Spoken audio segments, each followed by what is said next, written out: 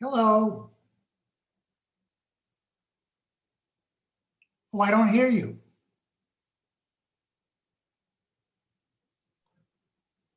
You can hear me now. Yes, I can hear you now. Okay. This should be fun. Yes. And let me ask my wife if were you at the U.S. Attorney's office when Leon was there, Susan? Were you at the U.S. Attorney's office then? When Leon Kellner was there? No, I came My- Who was her U.S. attorney? Gee, the first one was, I'm trying to think. My goodness. I guess the first one was Kendall. Oh, so that was after us. Yeah. She was the victim witness coordinator. Oh, we didn't have victim witness coordinators. Right. Hi, how are you? Good. I was the victim witness coordinator up in Southern District of New York before we came down here. And then Main Justice after Tom retired, then we moved down here and Kendall was the U.S. attorney back then. Yeah, it was funny. I had a hard time thinking back that far. But yeah, he was. After me, almost everyone got fired. I'm trying to think who came between you and Kendall. I know it was Roberta. Ross Leighton. Oh yeah. Okay. And Ross Leighton and Martinez. Uh-huh. And then it was Kendall Coffey. My best friend was my predecessor. Hey guys, I'm on now. Sam's on, I'm on. We want to do some mic checks. Leon, is that your position there? Hi, Tom. How you doing? Hello. Okay, so we have a total of 5 people with us so far. Rhonda just joined us. Thank you, Rhonda, wherever you are. I can't see you yet. I'm working on it. Okay. Sam, thank you for hosting and thank you for setting this up. You're welcome to. Did you work in Main Justice? I was a Coast Guard JAG officer. Oh. But I did work at Main Justice for 2 years in the old Admiralty and Shipping section, which no longer exists. Yeah, they were good people down here. Mhm.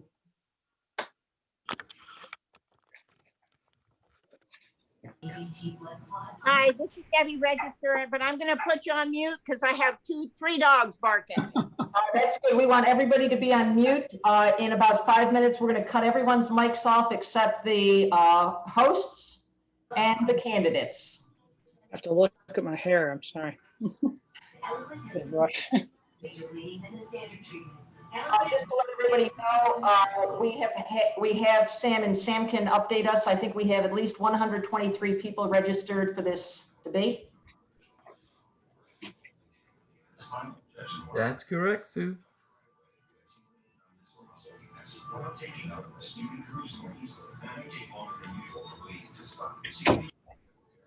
What is it? I'm looking to see something on the news, Nick. Whoever Nick Nichols is, who is Nick Nichols? Yes. Yeah, we're gonna, is that you? I'm muting whoever Nick Nichols is. Nick Nichols without the picture. Nick Nichols without any picture. You got muted, Thomas, until your turn to speak. Just to let you know that the Ponce group is going to be first because of our lineup. Good Gables Government Committee will be the second up, interspersed with questions. HPAC will be after that, and UCCC will be after that. And from your last email, we get to ask one question, correct? Yeah, one question. And like I said, if we have time towards the end, after we're done with our main questions and everybody gets to ask that one question. By the way, we have 15 questions of our own. Okay. So we're going to ask the candidates, Rhonda, to be short and concise.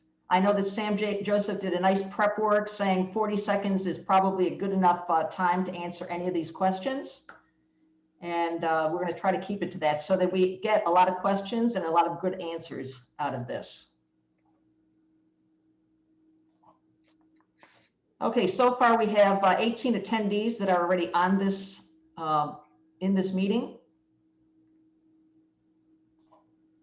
Sue, can you send me that thing you're looking at that shows the time periods? Oh, the rundown, you know, yes, I can. But I don't have a new one. We're gonna have to be a little bit flexible because we added. Yeah, not the problem, you know. Okay. Now let's see here. You have 27 people on. I'm sending this without a subject. Yeah, no problem.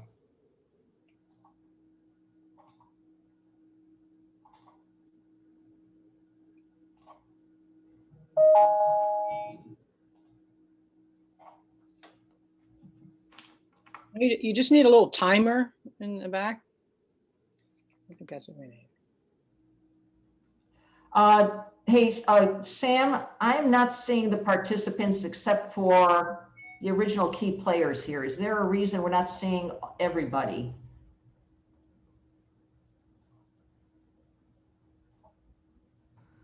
I only see the ones who are on the list as here. Yeah, I'm only seeing Deb, Rhonda, you, Nick Nichols, Tom Snook, me, and Leon. I'm not seeing Yeah, 20. that's all I have also. So Yeah, I'm not- that means we have some panelists who are still out, haven't signed in yet. Okay, but I'm not seeing any attendees at all. At the bottom of my screen, I see 20, I don't see the names, I see 27. Yeah, I have 24 here. Yeah, I've got 24. Are we You supposed have to? the Are we supposed to? the participants tab up. I've got 32 participants. I've got 25 attendees, 7 panelists that are currently on, but I'm not seeing anybody's picture except for the panelists. Is there a way to see everybody's pictures or no? No. As attendees, you can invite them to turn on their. Oh, okay. You'd have to promote them to panelist. Oh, you do in order to Yeah, individually, yes. I see. Okay. But you have 7 panelists that will be seen by everybody, right? Correct. Okay. And they'll see the image of the person speaking larger. Okay. I see somebody in the chat here. We've got 3 chats that they're not seeing something. Let's see. Let's see. Good, don't need any public role tonight. I don't see any indication. Let me see. I don't see an indication of participant numbers or names. Okay, that was Rip Holmes. Rip, if you can hear me, we have so far 29 attendees and 7 panelists on board. We had at least 123 registrations altogether. People are quickly coming into the meeting, and we've got 2 minutes, and we will start at 7 o'clock regardless of how many people are not here yet. But of course, we do need the candidates here. So at this point in time, I do not see Jose Valdez-Fali. Gordon Sokoloff, I believe, is in the attendee list. You know what? He needs to be a participant. He will be asking a question for the Ponce group. I'll promote him. Thank you. And anybody see Jose Valdez-Fali?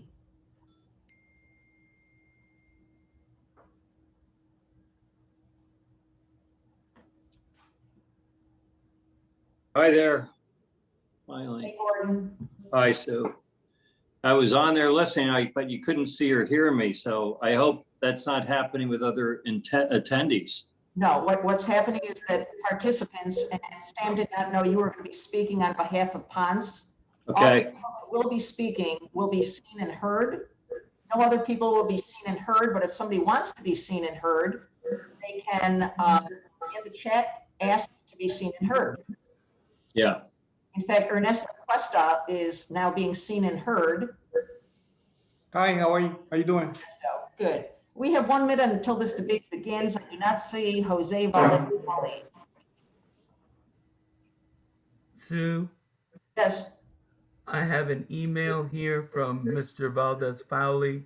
Unfortunately, a medical issue with a family member has come up and I will not be able to participate tonight. well, this is going to be a very interesting time for us, isn't it? Well, so I think we should designate somebody as Jose Valdez Fowley and, you know, like law school's Socratic method. Play the role, as they say. Yeah, somebody play it. No, I'm just joking. Okay. But I think we can work it out.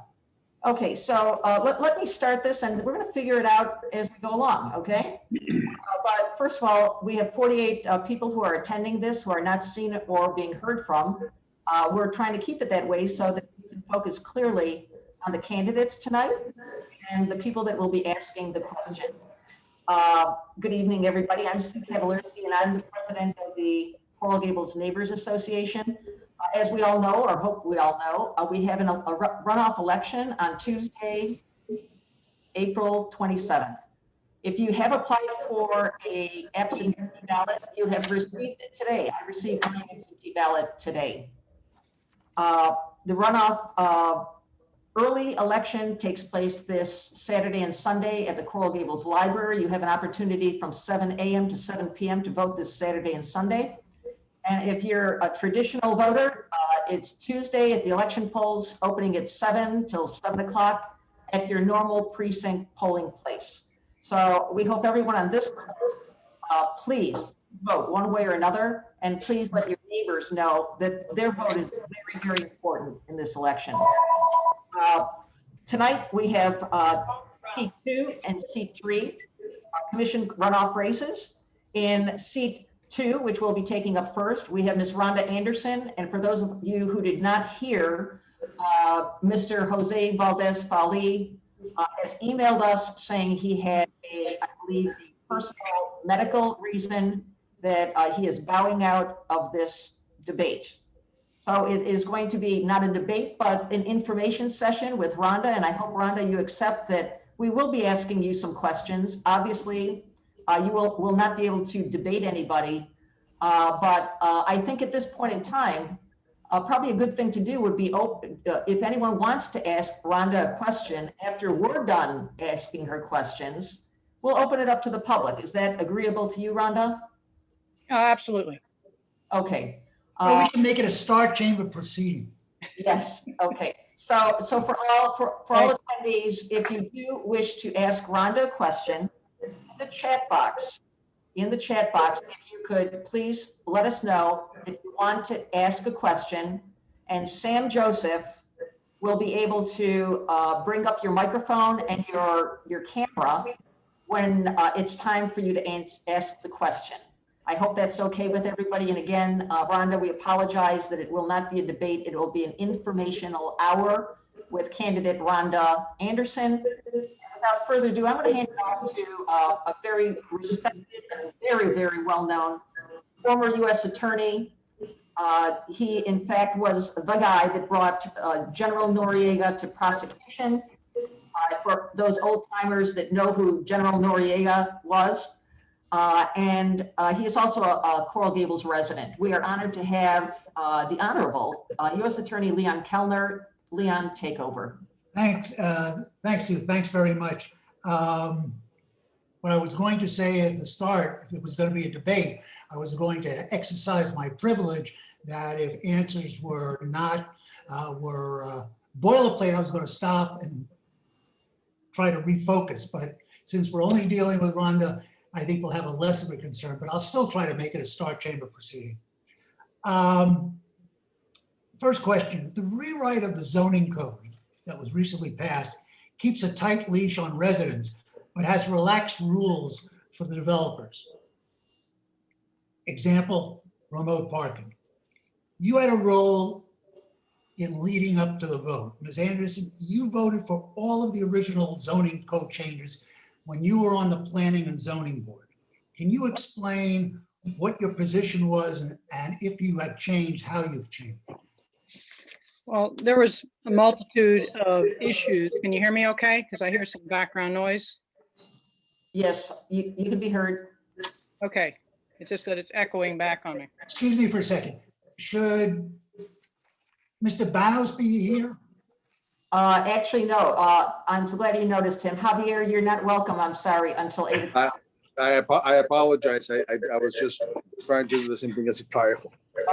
Yeah, I'm sorry. We're going to say goodbye for now to Javier, and we'll see him back at 8 o'clock. Thank you. Okay, so I don't have the echo back. If individuals can mute their mic on the other end, that would be helpful, because I'm picking up something that's echoing back on your end. And it does get a little annoying. Yes, the 1,000-page document that was negotiated back and forth between the 7 different members of the Planning and Zoning Board was something that I did vote for. I think my record throughout the Planning and Zoning Board meetings that we had was clear that I was increasing notice, pushing for additional setback. And everything that I tried to do was to get more resident participation in the Planning and Zoning Board hearings. Now, you also asked me if I would have changed any of my votes. The vote that we took with regard, for instance, to the Miracle Mile area was something that had to go to the commission for full debate. We needed an appraisal before we could do a downzoning of the height, which from my canvassing of over 8,000 homes was the most critical concern that people had.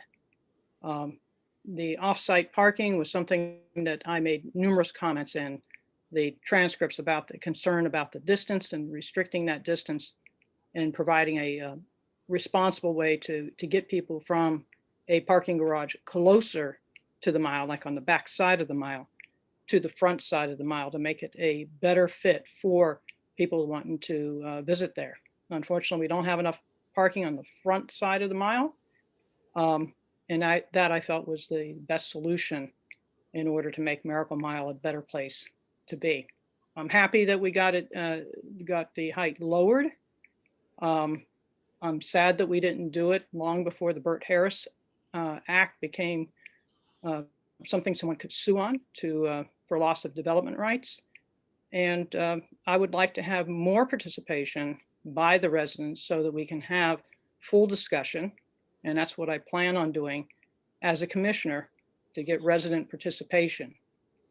I call it brainstorming sessions. And Leon, you are muted at the moment. How do you get more resident participation? The problem that I saw was that this was kept deep in the website.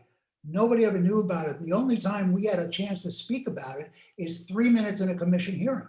And then I was cut off in it. So I know it's important to get resident input. How do you get them started from the beginning? What specifics would you do? Starting from the beginning, we need to put back the dashboard that we used to have of every project online that's coming down the pike, so that you as residents have an idea of what's coming in to development review long before it ends up before the Planning and Zoning Board. You have a time to meet, we have time to meet and discuss those proposals. It's the only way that residents are going to be able to learn what the proposals are, give feedback in a non-time limited fashion, where we can have discourse, where we can have brainstorming sessions of how things can work better. Parking issues, flow of traffic, adding different things. I mean, if you're looking only at the downtown area itself, it needs to be very well thought out. Do we have enough setback on these buildings? Another interesting issue is, in order to increase setback on buildings right now on Lejeune Road, people actually have to ask for a variance to increase the setback. We should be encouraging this type of setback so we make it a walkable, nice place to go to, as far as demanding that people build these buildings up front. You're going to be the commissioner. What do you mean by encourage? How do you get from what you want to get it approved? You're talking about the resident participation? I'm talking about everything, resident participation, waivers, changing the zoning code. We're left out of it, and the staff and the commission do their thing without us. I plan on having meetings with you all, brainstorming session. You can call it a wrap room if you want to call it that, where we can share ideas. I have my ideas, you have your ideas. The blend of those two, we always end up with a better product. For instance, the Mediterranean ordinance. We give a lot to the developers. We don't get much back. We lose a lot, in fact.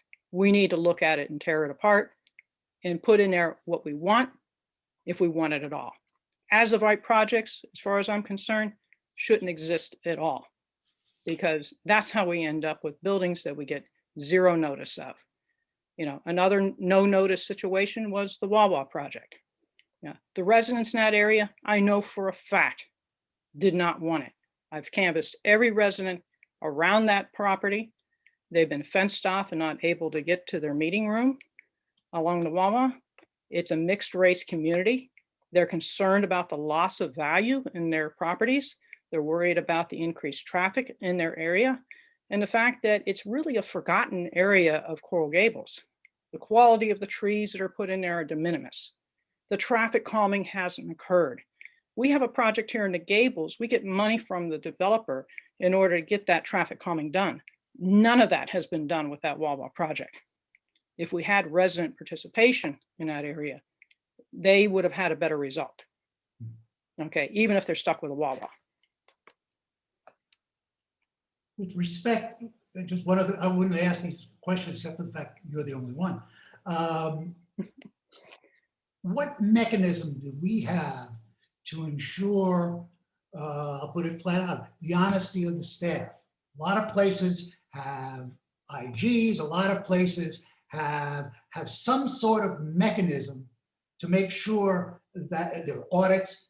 It doesn't appear that there is any mechanism or individual in Coral Gables that is designated to watch out for what the staff is doing.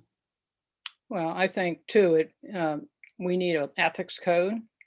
You know, we're required as residents to swear in before giving testimony.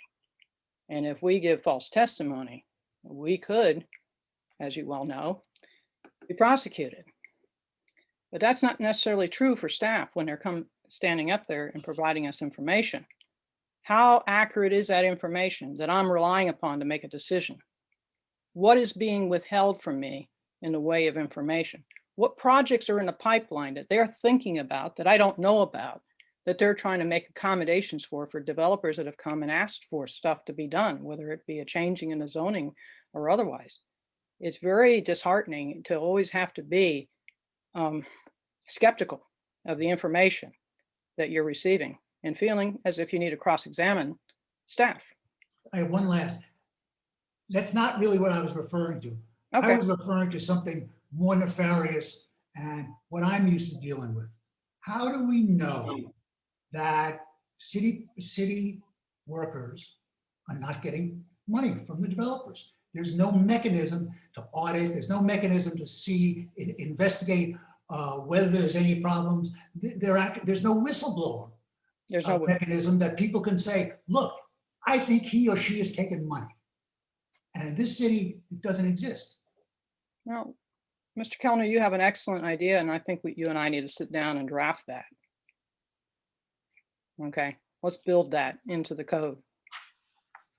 And if I can interject, would that mean maybe hiring an independent inspector general, just like the city of Miami Beach has, in order to be the watchdog over elected officials and the watchdog over city staff, to make sure people aren't getting paid off and doing things against the residents' will or against the law? Should we have an inspector general as a permanent member of the staff?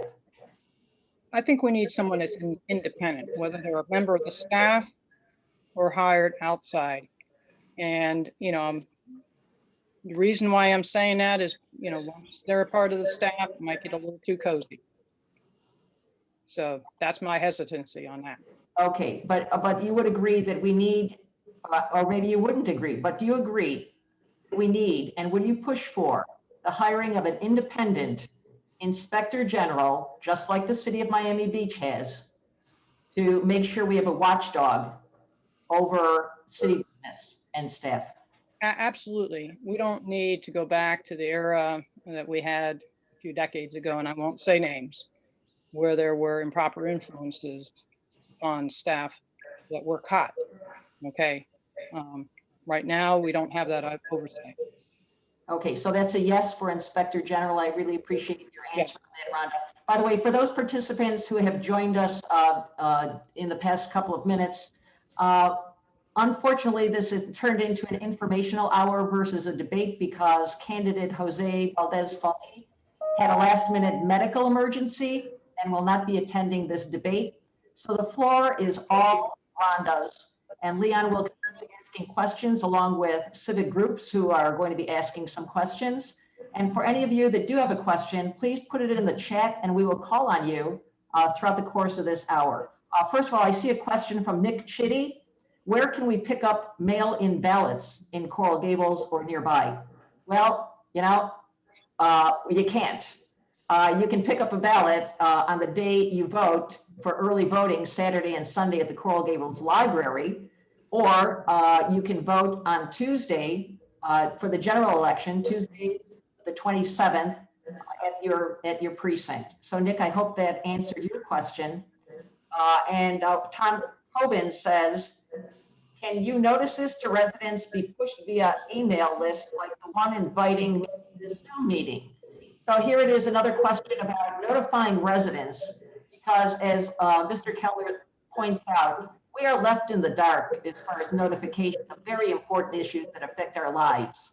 So what would you say to that, Rhonda? How would you notify residents?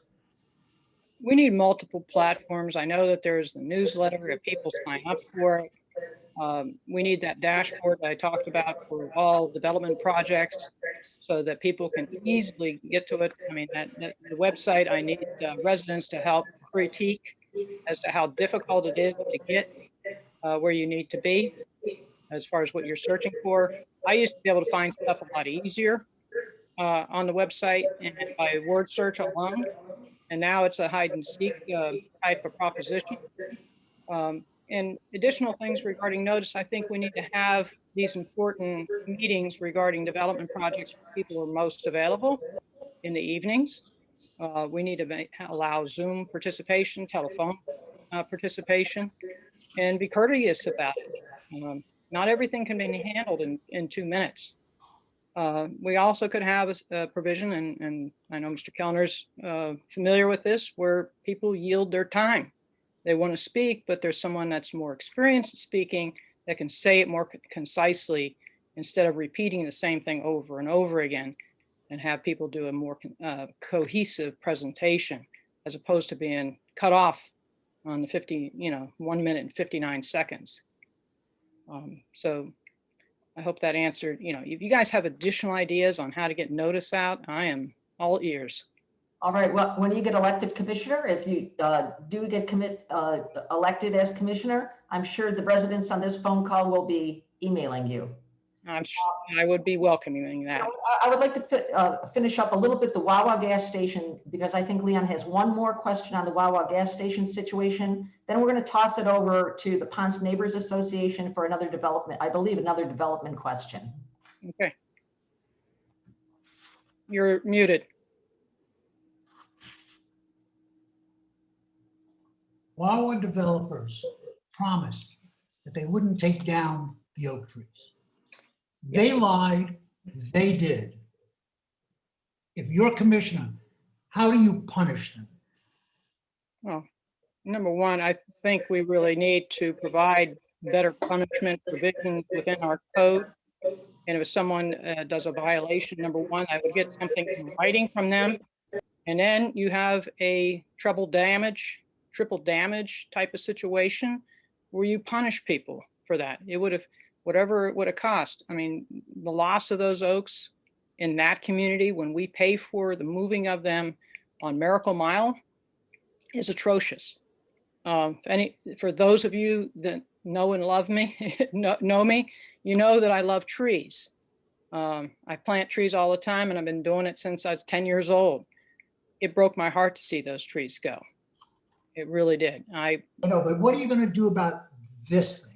What can be done to punish these people for ignoring Coral Gables?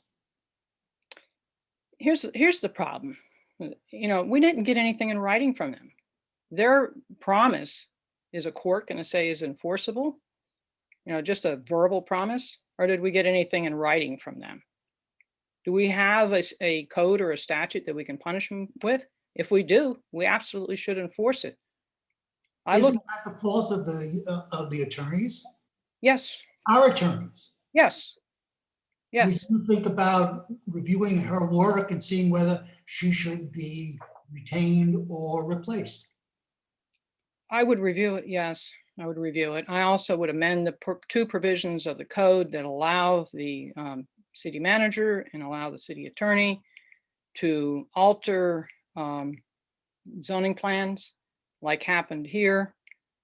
They were, you know, the last plans on there were a restaurant, which is much different from across the street from those homes than having a gas station from them. The language that we decide on that be with any substantial change or any modification beyond a certain point, we need to work on the language. Okay. And I invite you to work on that with me to restrict that language rather than have this wholesale, I can change it to whatever I want it to be. That was a substantial change in what that property was supposed to be used for. It impacted all those homeowners that didn't get any notice. So Rhonda, let me ask you, what would you do to ensure there are no more secret deals between this city and its elected officials and staff and developers? How do you ensure us? What would you do that there are no more secret deals like the Wawa deal? What would I do? All those have to be placed on the agenda.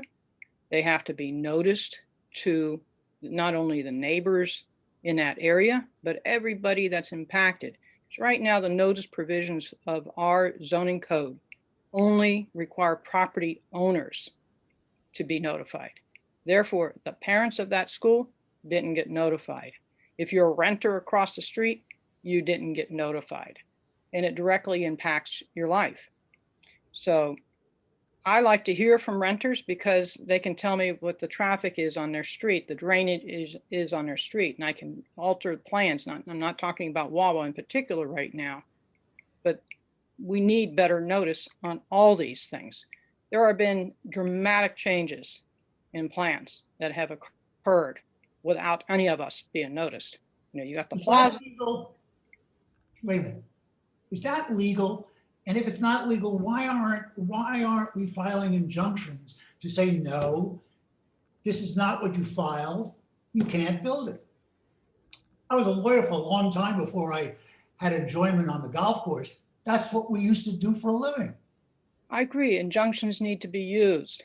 But here our city attorney's office issued a memo finding that determining for themselves that it was appropriate and proper for these types of amendments to the zoning or the design of that building, you know, to occur. So that's got to be scrapped from, you know, you got to knock that out from underneath them.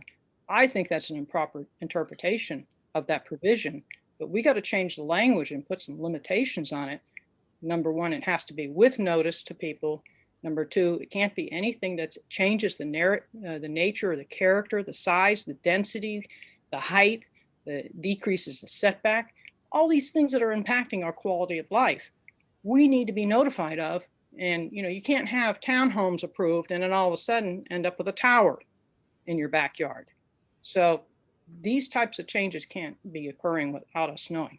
Okay, so if our city attorney did something so egregious as to decide on her own just to allow these changes to happen in a secret deal, should that city attorney be fired?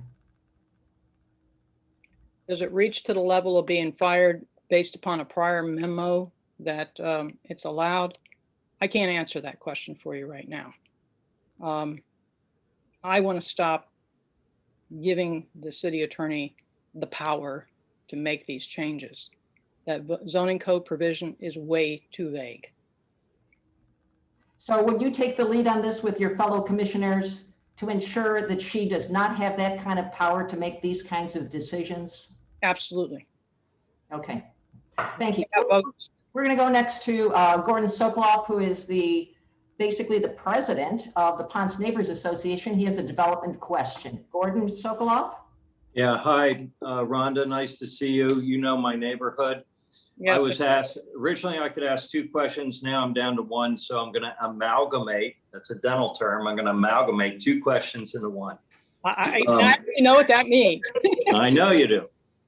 So what it is the Ponce de Leon corridor, which is Ponce de Leon when you turn north off of Bird Road. That's a corridor and an entryway into the Gables. It's a very precious area where I live that the neighbors are always on guard about because developers want to do there what they just succeeded on the craft section. They would like to get the zoning changed from single family home and duplex into townhome.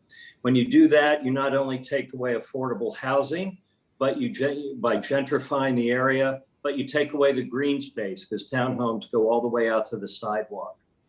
A little further down, you're familiar with Ponce Park Tower, another egregious example of a developer who came in and wanted to and did propose at the first planning and zoning meeting a 14-story building where it's zoned for 7. He wanted to take the slip lane away, wanted to actually take a street. And forget about money under the table. This is playing, let's make a deal with the city over the table. We're gonna build a park, we're gonna do this, we're gonna do that, but we want 14 stories and we want to do this for you in exchange. All the Coral Gables residents, if they want to paint their house a certain color, if they want to, they can't have trucks out front. I mean, we are relegated to follow the codes, zoning codes, and all of the rules of the city, or we get fined. Developers have the chutzpah to come into the city and just do anything they want. Mayor-elect Lago has suggested publicly that he would like the time to come when all developers must submit plans from the get-go that abide to the existing zoning codes or be turned away from the process altogether, rather than see them try to exploit or circumvent those codes with the let's make a deal tactics. Would you back a mayor who believes that developers should be held to the same standards as the residents when it comes to presenting their proposals for projects? That's an easy question to answer. 1,000%, absolutely. Okay. Would you sponsor something like that to make sure that that happens to sort of get this under control? I mean, it's, you know, the developers just don't have any regard. You're familiar with the 220 Miracle Mile Hotel on the corner of Ponce Miracle Mile. That developer wanted to put a hotel without a single parking space or a driveway. He was going to use the city's public right of way behind it. I mean, where do you put these developers on notice that they got to play by the same rule book as the residents of Coral Gables? I think it's time. Yeah, I 1,000% agree with you. You have to elect the right people. You have to have enough of the right people on there. And we're not going to be granting these variances that increase density, decrease setbacks. They want a variance to increase setbacks. Like I recently learned that one of the Codina projects tried to do and was discouraged from doing on Lejeune Road. I mean, talk about backwards, you know, we should have been welcoming that. You know, I didn't even know that was going on back then.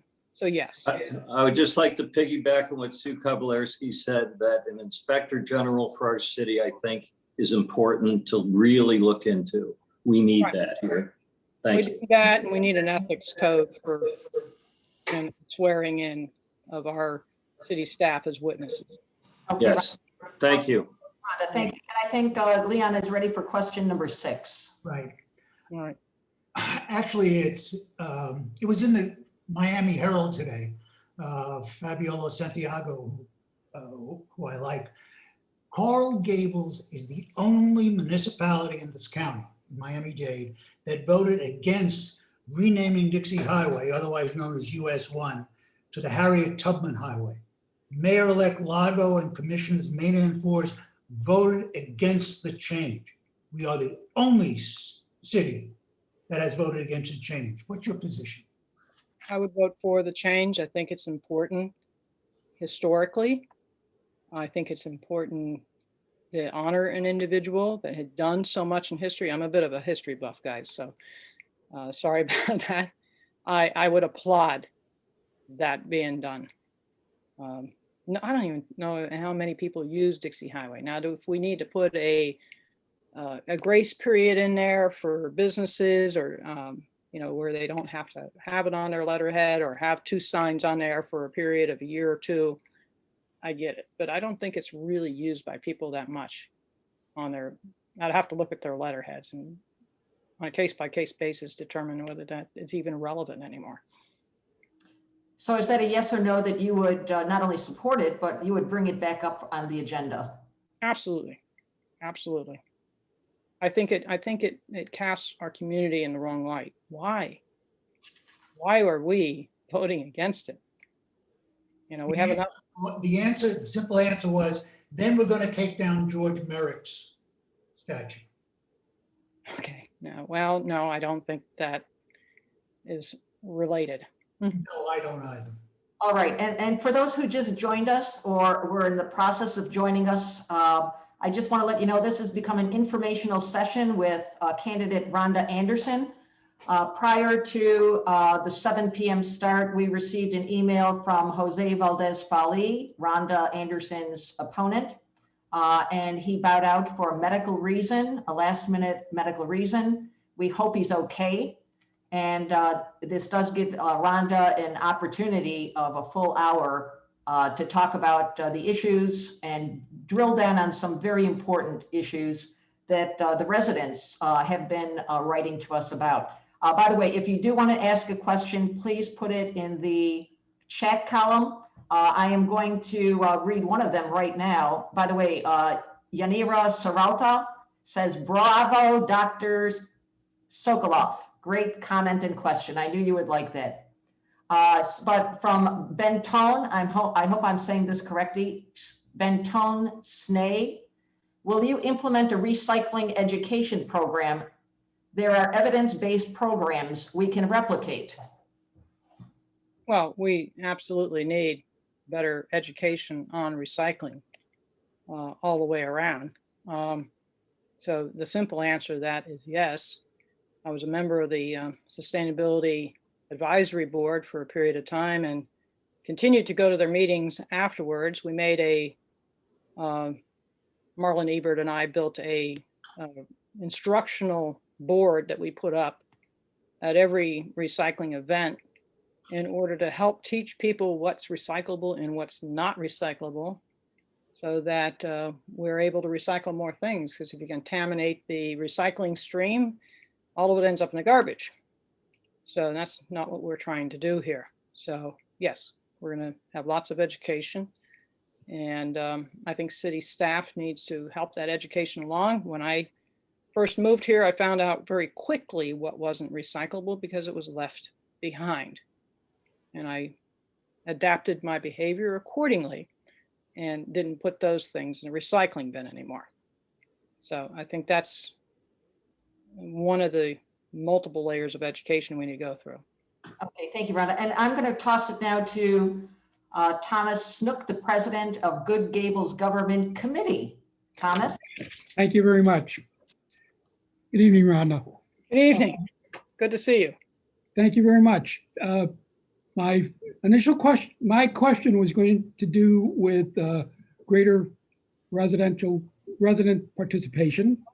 That's that was already somewhat asked. My fallback was med bonus, which also has been touched upon. But I'd like to spend a little more time on resident participation in the decision-making process. Now, you said what you would do. You'd brainstorm with groups and such like that, but you're one commissioner. What about the other commissioners and what about the staff? What actions would you take to ensure that there was an opportunity for the residents, the citizens of Coral Gables to participate in the decision-making process? Well, you know, I can have individualized meetings with you. We can have scheduled meetings where staff participates to provide more in-depth answers without these 2-minute cutoffs, so that some of you that have the ability to ask questions more pointedly can drill down on some issues that we may not have thought about earlier on. We get more information, we ask more questions, and I have asked some of those questions when I was on planning and zoning. Okay, you want to do this. Tell me what that building is going to look like. Okay, can you build me a 3D dimension of it? A lot of times you didn't get even a remotely clear answer on those questions, and we need to demand clearer answers on those questions so we know what's being voted upon.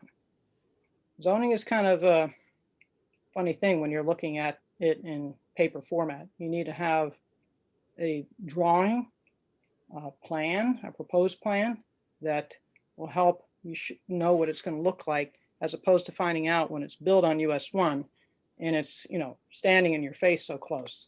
I think it would help all the commissioners to have a 3D version of that, because I heard through the grapevine that some of them didn't realize just how big the building was going to be and how close to US 1 it was going to be. You can't picture it. Some people can visualize stuff, some people can't.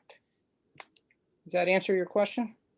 Not completely, because Okay. I trust your word and what you say you're going to do.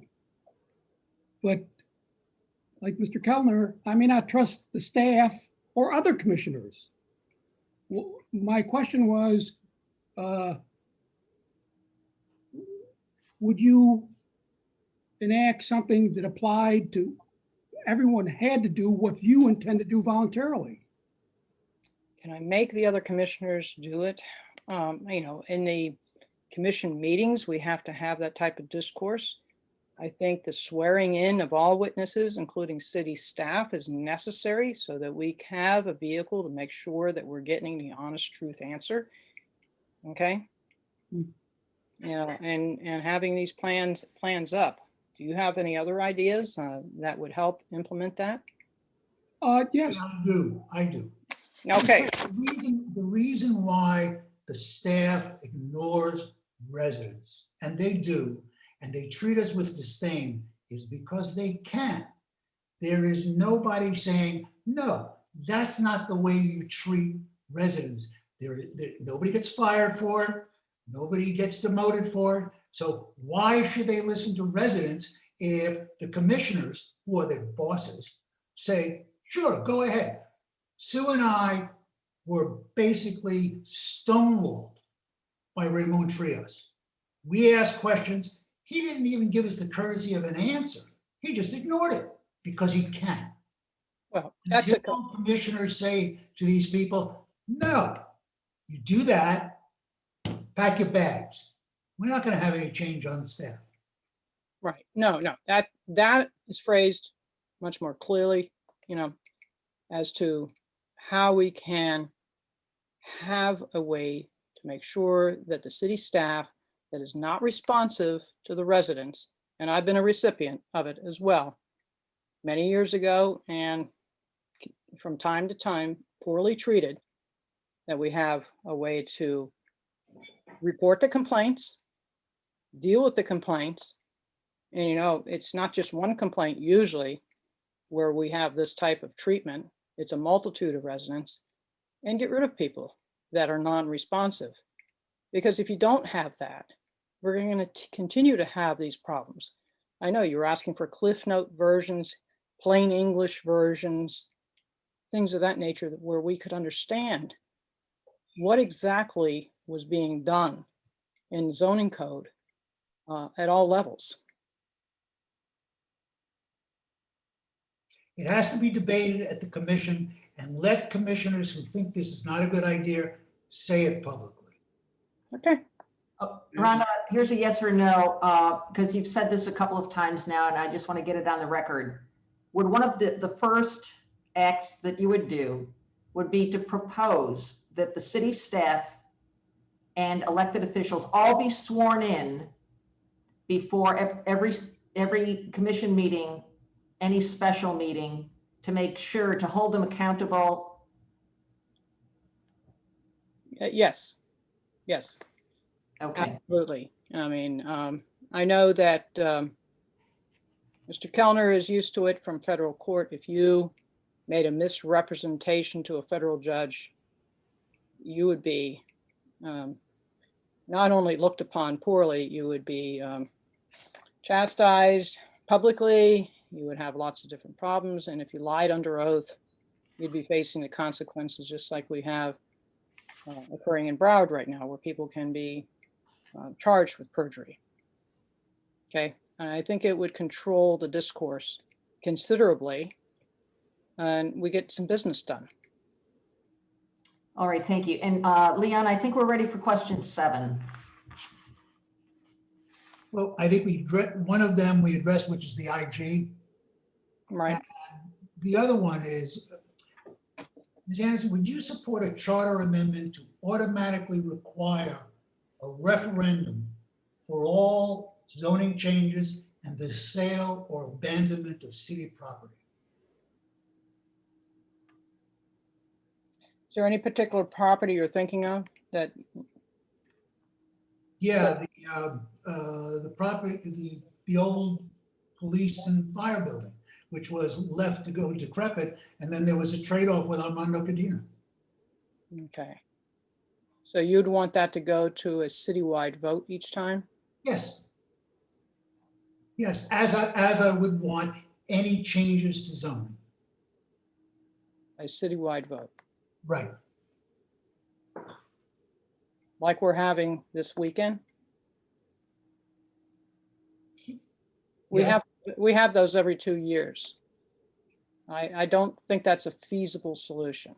And I hate to disagree with you That's on, there's appropriate ones for referendums, I think, that we need to look at, whether it be height and density, you know, we can drill down on that.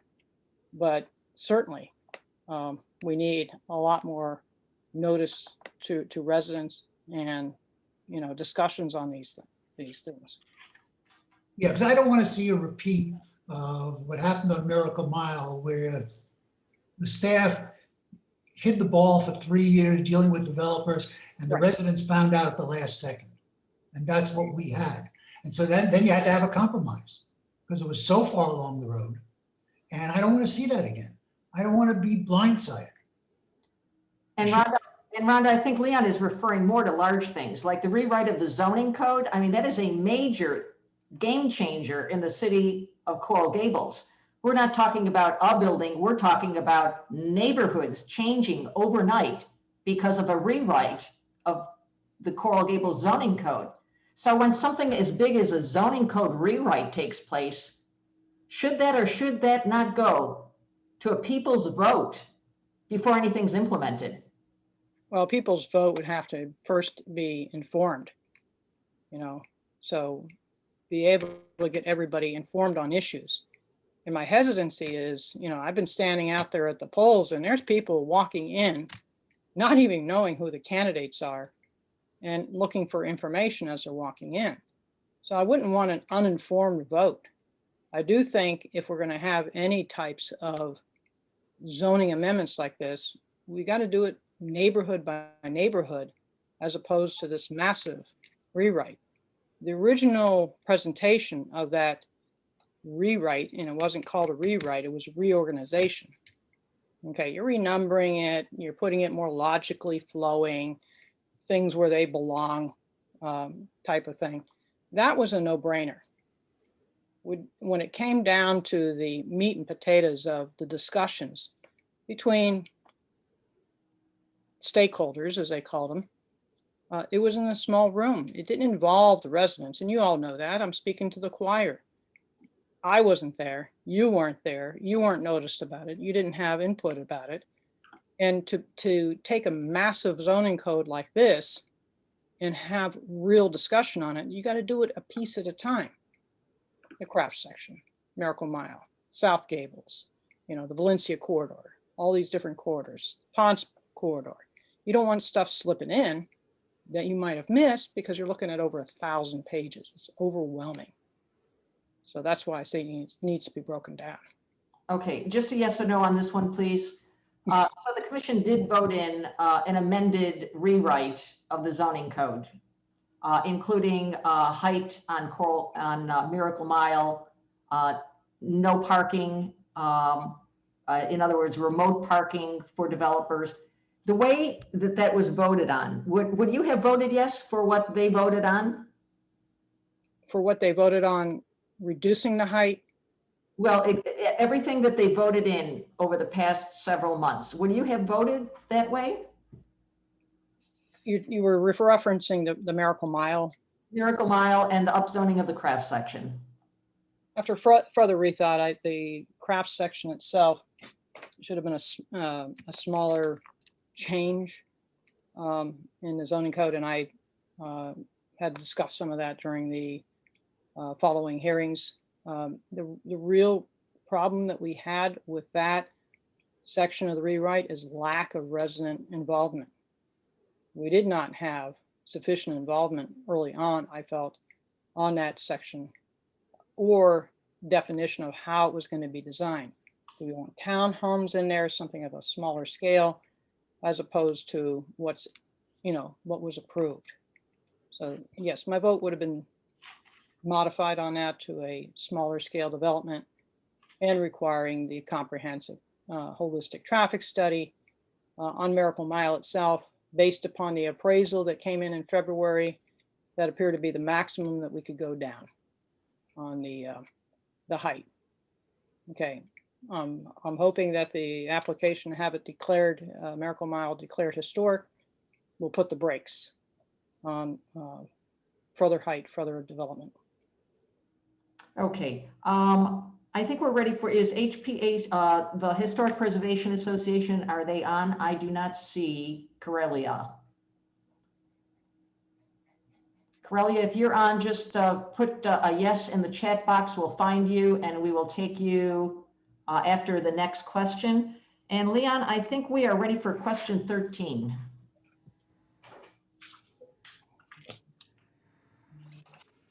I've run out of numbers, I think it is. Lawsuits? No, actually, no, but if you want to do that one, go ahead. What's the other one? You can do how about question 9, Leon? Well, I'm lost with numbers, but I'll do the lawsuit. It's a lawsuit question. Okay. We just lost a lawsuit in the appellate court where the city spent a lot of money fighting the state, trying to overturn a state statute that said it controlled gun sales. Anybody worth their salt and has a law degree knew that that was a baseless lawsuit. Yet we spent money for a political reason instead of a legitimate one. How do we stop this? Now, I will tell you, one of the ways is, as you know, there's an ethical rule that lawyers are not to file lawsuits that have no basis in fact. But in this case, the commission wanted and she agreed. How do we stop this? Well, in state rules, we have frivolous lawsuits we get penalized on. But I think, the ethical requirements, and we get back to the ethical rules about filing of frivolous lawsuits, lawyers are held accountable by the Florida bar, and we need to take that issue very seriously here. We should not be wasting taxpayers' money on frivolous lawsuits that waste time and money, resources that we need for other things that we need fixed around our city. I guess for me, it goes back to having a city attorney who will tell the commission, I hear what you're saying, but you just can't do that. Instead of saying, we'll do it. And I feel that that's what she does. She says, yes. Right.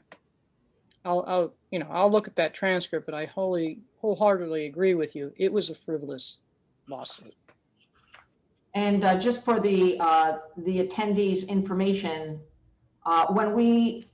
when the city decides to go ahead with these, in this case, a frivolous lawsuit, we are hiring outside attorneys to take this case to court. Those outside attorneys are costing hundreds of thousands of dollars every time we take a lawsuit like this, knowing full well that they're no-win lawsuits, that these are just for political reasons. So, Ms. Anderson, it's very important that our residents know what our money is being spent on, which is another reason why perhaps an inspector general could stop this from happening. Yes. Yes. Okay. It's a waste of resources, total waste of resources. Okay, thank you. All right, I think we're ready for question 13 regarding, we go back to city staff on this one. Oh, yeah, okay. We've discussed this before, but there appears to be a major communication disconnect between the residents and City Hall. Randazzo, the demolition this weekend, is a perfect example. It's not, and I happened, when I saw it, I called the new mayor and I asked what's going on. He didn't know. He called, he found out, he called me back the next day and he said, oh, this was a matter, this was as of right, and explained it all, and they weren't going to go to the new level, which is all fine. But why doesn't he know? And why is it that the staffers know, but they keep it secret? The communications today between Facebook, email, we should be able to know everything about development. It's not like this is a little matter. We are facing a crisis with overdevelopment. Any change obviously has an impact. And my problem is the staff doesn't care or doesn't appreciate how sensitive it is. So they allow people to go ahead without telling anybody. Well, that bothers me.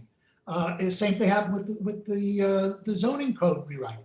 We didn't know about it till the end of the process. How do we get the staff? How do you, if you're elected, get the staff to change their attitudes? Well, first off, we have to have this process where those with the bad attitudes, because not every apple in a barrel is bad, are weeded out. We get rid of the bad apples, the ones that are non-responsive, treating the residents much differently than the developers that come in. And with regard to as of right projects, we don't have them anymore. We're never going to get notice of projects if they're as of right projects. There'll be lofts popping up along the way and we have zero say on it. I never saw the plans prior to this bulldozer knocking down that building. I had no clue either that it was happening. And that's why this dashboard is necessary, to easily accessible by everybody. And all these projects coming on down the line, you all should be able to review. Okay. Okay, so we're down to our last 8 minutes, but we need to actually end at 58 to the hour so that we can prepare for the C3 debates. So we're gonna, I think, come down to 2 more questions. And I think actually the question 3 regarding the city of Miami coming into the city of Coral Gables question might be an appropriate one to almost end on. Okay. At least from my reading the paper, key city administration positions are being filled almost exclusively by former staff from the city of Miami. The city manager, the assistant city manager, the head of development services, and now the historic preservation chief. Why, the only place that Coral Gables can find competent staff is from its next door neighbor? I don't believe that. I believe, one, I know we're paying more than the average for most staff. One of the examples, we pay for an assistant director $150,000 plus a car. You can find lots of people to take that job. Why are we focused solely on Miami? What about the rest of the country? Yeah, we need to have more of a outsourcing for people that are qualified from other locations. Otherwise, you're correct. It's an appearance of impropriety. Sorry, I need Who you. makes the decision to only hire from Miami? There's some human being in City Hall that does this. Well, Who's that human being? I would think that starts with your city manager, your assistant city manager, on down into the department heads as to where they're, placing these notices for jobs. And frankly, we need to look at that much more closely. Can't you call in front of the commission and say what I just asked? Why is it only Miami? Why are you looking here only? Please explain yourself. And that we can hear it that way too. No, it needs to be a discussion before the commission, question before the commission as to what are we doing to source people from other locations. I have seen in the past people sourced from other locations. Yeah, but not recently, not these high positions. No, not recently. All right, well, maybe we can close this off with one more question, and the question would be, and I do apologize if I did not get to all the chat questions. Some of them were very long, and it would probably take a half hour to answer some of them. So I'm going to whittle it down to one last question, Ms. Anderson, and that is, on day one, you are commissioner. What are the top 3 things you will immediately work on and push for?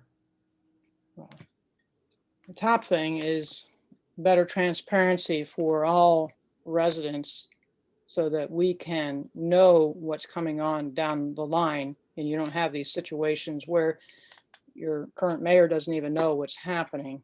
But I want transparency, complete transparency to the residents if we're going to have a better city.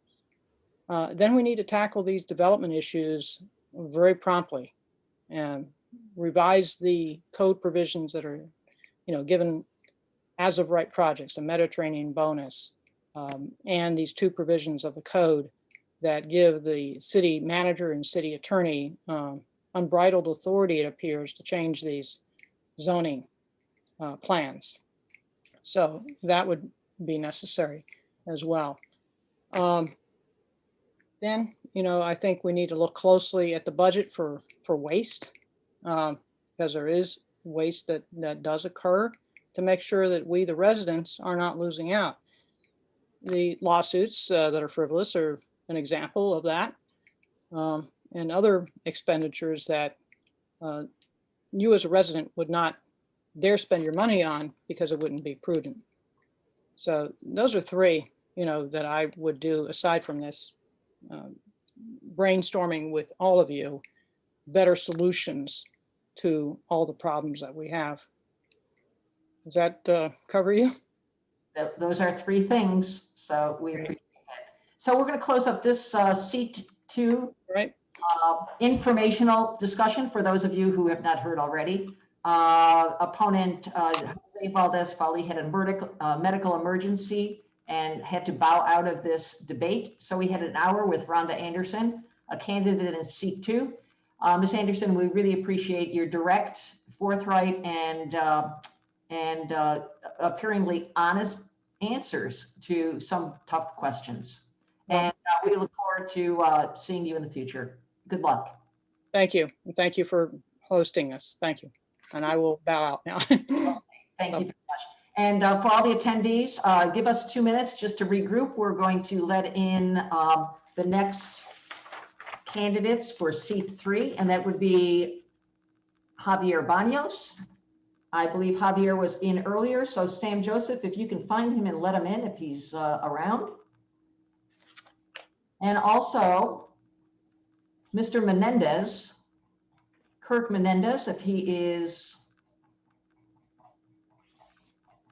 on, if we I could let. don't see either right now, Sue, but I'll keep looking. Okay, we did tell them not to show up till 8 o'clock. I was hoping they'd show up a couple minutes early. But we hope that everybody enjoyed that informational session. And this next one, if we have both candidates who show up, is going to be, I believe, very lively. So please stay tuned. We do have different sets of questions between the seats. We hope not to repeat anything, and it should be entertaining. We will wait a couple of minutes until they appear.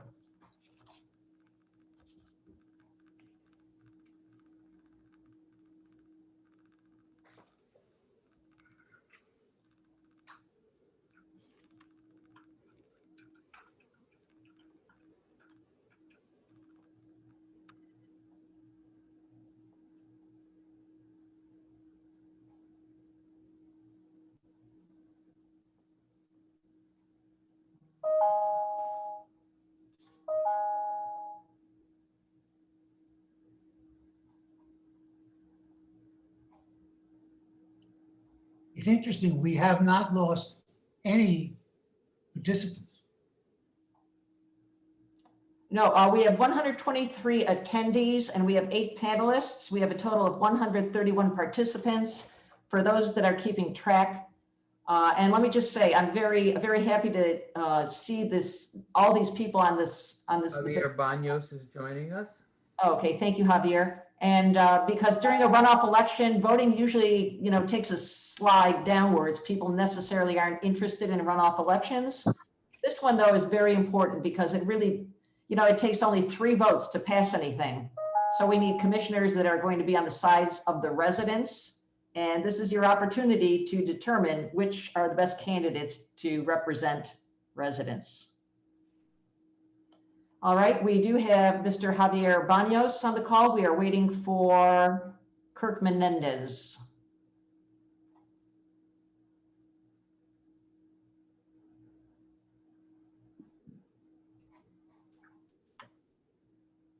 It is 8 o'clock straight up. Has Sam, have you received any notification from Mr. Menendez? No notifications, and he's still not signed in yet. All right, we'll give him a couple of minutes. If he does not appear for reasons unbeknownst to us, we will proceed with an informational session with Javier Banos alone. Javier, I hope you don't mind that might be the instance. It's perfectly fine. I'm here to serve. Okay, thank you.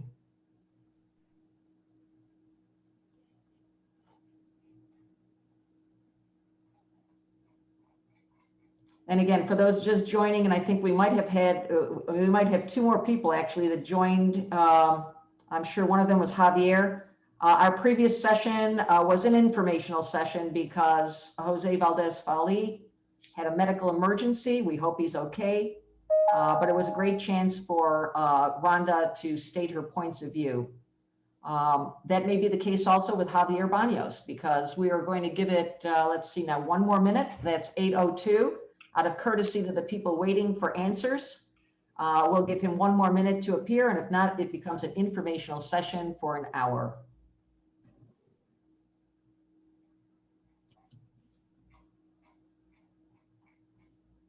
And again, attendees, if you have any questions for Mr. Banos or Mr. Menendez, if he does show, please put it in the chat and we will try to get those answered for you.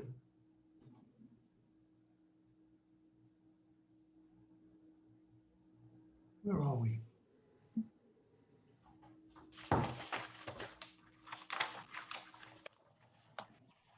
No, nothing, Sue. All right, so it is now 8:02, and out of courtesy to Mr. Banos and to our attendees, please note that we have not heard from Kirk Menendez. He did say this week that he was going to attend this session. He did have a previous engagement, but assured me he would make it. So unfortunately, he is not here. We will disclose some information that we found out about Kirk Menendez, just for the attendees evaluation of this candidate. But then we will then proceed with questions for Mr. Javier Banos. Anyone joining us who hasn't been here the past hour, thank you for joining us. This is a runoff debate presented by the Coral Gables Neighbors Association. My name is Sue Kavalurski. I'm the president of the association. And with us tonight asking the questions is a very well-respected and regarded former U.S. Attorney Leon Kellner, who is also a Coral Gables resident and very active and involved in Coral Gables politics and issues. We will have a number of people from various civic organizations also joining us and asking questions throughout this. And every now and then I'm going to poke my head in here and ask some lightning round questions with yes or no answers, and or just elaborate a little bit more off of what I've heard the candidate say. So without further ado, Leon, take it away. And I think we should start off with the breaking news that we received early this week regarding Mr. Banos'. What I'm going to read you is from news reported by Politico Cortadito a couple of days ago. And it was designed as a question for Mr. Menendez, if he was here. Mr. Menendez, the breaking news revealed that you may be in debt for almost $1 million. And that you are being sued by a credit card company for $40,000 in delinquent payments. In addition, you can no longer practice law in the state of Florida for non-payment of your license to practice. I would have asked him, did you disclose any of this information when you qualified to run in the qualifying documents? And based upon this information, do you think you should withdraw from the race? Because if you can't control your own finances, how can we trust you with the taxpayer money? That was the question. Now, second, the follow-up question would go to both Mr. Banos and to Mr. Menendez. Both of you have ties to the city of Miami. Mr. Banos, it's been asserted that you are a puppet of Miami City Commissioner Joe Carrillo and the police and fire unions in Miami. It's also been asserted that the $40,000 loan that you made to your campaign came from a PAC in which you are treasurer, Joe Carrillo PAC, which you are treasurer. How can we be sure that you will not bring City of Miami influences to the City Beautiful?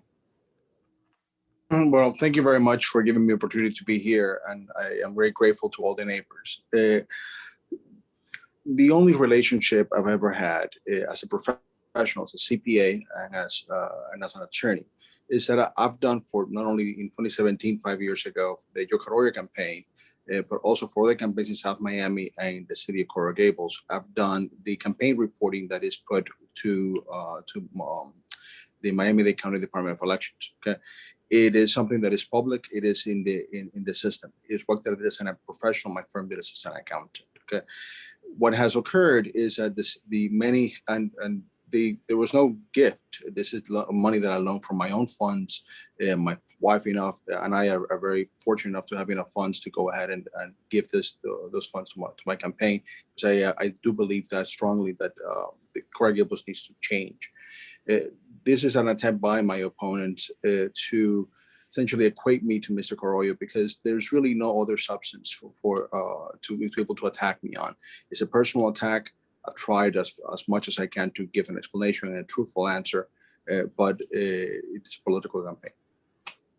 Let me just follow up. If Mr. Menendez here, I wasn't sure whether I was going to let you talk about these things, but you're alone, and tomorrow it's going to be reported in the Herald and everywhere else that you were sued yesterday. Yes. And would you like a couple of minutes to explain that suit, since you're the only one that's here? There are 140 people listening to you. Have the floor. Well, here's what's happened. Developers understand, and they can count to three. Okay, Rhonda Anderson will probably, in low likelihood, will be our commissioner, given what happened on the 13th of April. Vince Lago is our mayor. There's a third vote that's required, and the choices are Kirk Menendez and I. Mr. Menendez has seems to be in deep financial trouble, and he apparently needs this job. I want to serve the residents of Coral Gables. I want to put the residents first. They know that I'm a person who has his own opinion. I'm not a yes man. I have done significant work for many years in other municipalities and in Coral Gables to serve the residents. And they need to deny, developers need to deny the residents a third vote. So this is a frivolous action. It's a frivolous lawsuit. These are public figures that cannot complain about anything that is put on the public for them. But it is an attempt to smear my character and once again, going to this byline of the City of Miami connection, which none exist other than the financial work that I've done. I did serve in, Francis Rice appointed me for 5 years in the Civil Service Board, which I served fully and with distinction in that position earlier in the decade. And I served for 1.5 years in the Bayfront Park Trust before I resigned for it. That is the only service I've done in that community. And I was proud to be able to have done that. I learned a great deal. You stated you wouldn't vote for the rewrite of the zoning. Why not? I would not vote for it. And I think even the MENA arrangement and the Lago arrangement, they would still allow for an intermediate level of growth in the mile. It will fundamentally change what the mile is today. Okay. And I personally enjoy the mile. I think it's a vibrant place. I think it's a historic vein of our main artery of our community. It is what drives people in. Yes, there are vacancies, as often happens, but we're not solving that by bringing more retail and more height around Miracle Mile. So I don't think bringing destroying Miracle Mile as it's happened and bringing these box buildings is the right answer. And I would have voted no for the zoning changes. Javier, I'm going to jump in here for a minute, please. I'm going to go back to the lawsuit that was filed against you. I don't understand it. Can you explain exactly what was filed and what it means? And before you go on, let me say something. During my time as U.S. Attorney, I indicted thousands. Every time I issued a press release or a press conference, I said, these are mere allegations that have to be proved in court. I had a bit higher standard, but these are just allegations and they have to be proved one way or the other. Exactly. And look, I haven't even been served. I was asked questions. I haven't been able to see what the allegations are. It's dropped 5 days before election day, 6 days before election day, on the day that the ballots are out. It evidently is an attempt by my opponent, by Mr. Menendez, to affect the outcome of this race. It is close. I came on top on the original section, and it is all about politics. It's a political play. It's unfortunate that it's become a personal attack, but there's really no substantiation to the same. It's convoluted, a bunch of allegations about a PAC mailer that was sent by a PAC, against Pucello, not against Menendez. Okay, thank you. Leon? Oh, okay. Going back, if you're elected to the commission, will you make an effort to reverse the rewrite of the zone? I think it's appropriate within legal bounds. I think if we can go ahead and have a referendum, being the residents in place. I don't want to invite a lawsuit against the city. We have giving away these developer rights. I think we have to be fiscally responsible. But I think if there's a methodology that is legal, that allows the residents to override what the commission has done, and then it would have to be respected by the city commission and by everybody who comes forward. I think it's a right step, but before we go down that path, it has to be studied so that it's not. It has to be properly looked at, and I'll welcome the leadership of my fellow commissioner, what we hope to be my fellow commissioner, Rhonda Anderson, to be able to resolve this issue. The rewrite of the code appears, at least to many of us, to be a sweetheart deal for developers who work the consultant. Yet the residents are forced to follow the same draconian rules that existed before. In order to repaint your house, you need a permit, even if it's the same Right. color. What changes would you immediately fight for to fix this unfair playing field?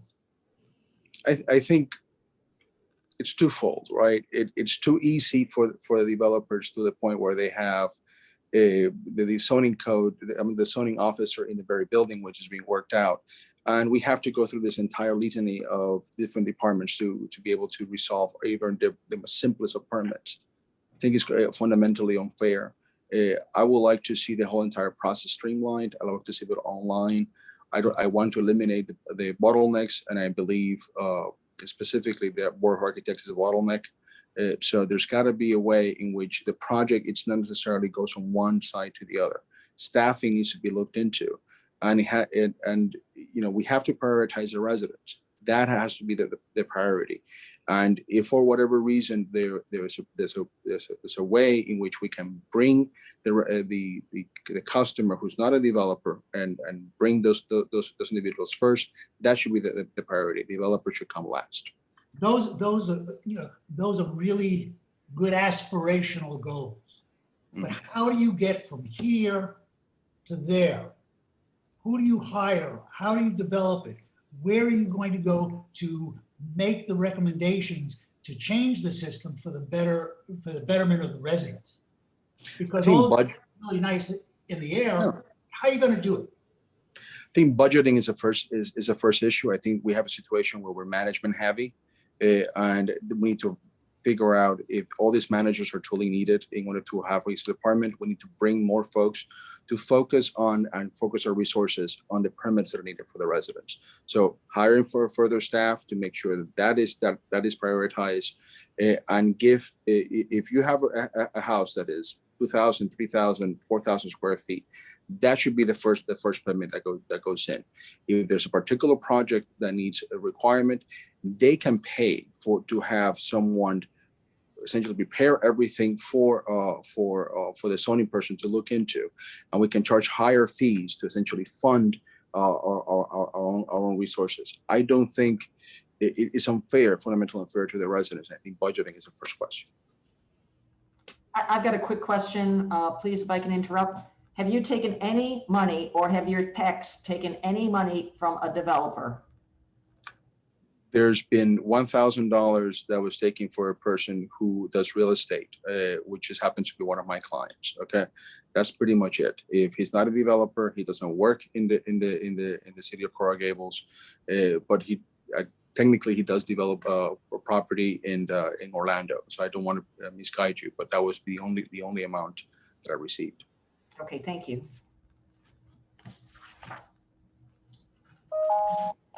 One more thing on zoning, and that has to do with the Wawa gas station. Correct. First, how do you stop the secret deals that were made between the city, the developer, with the assistance of our city attorney, and no one else knew about it?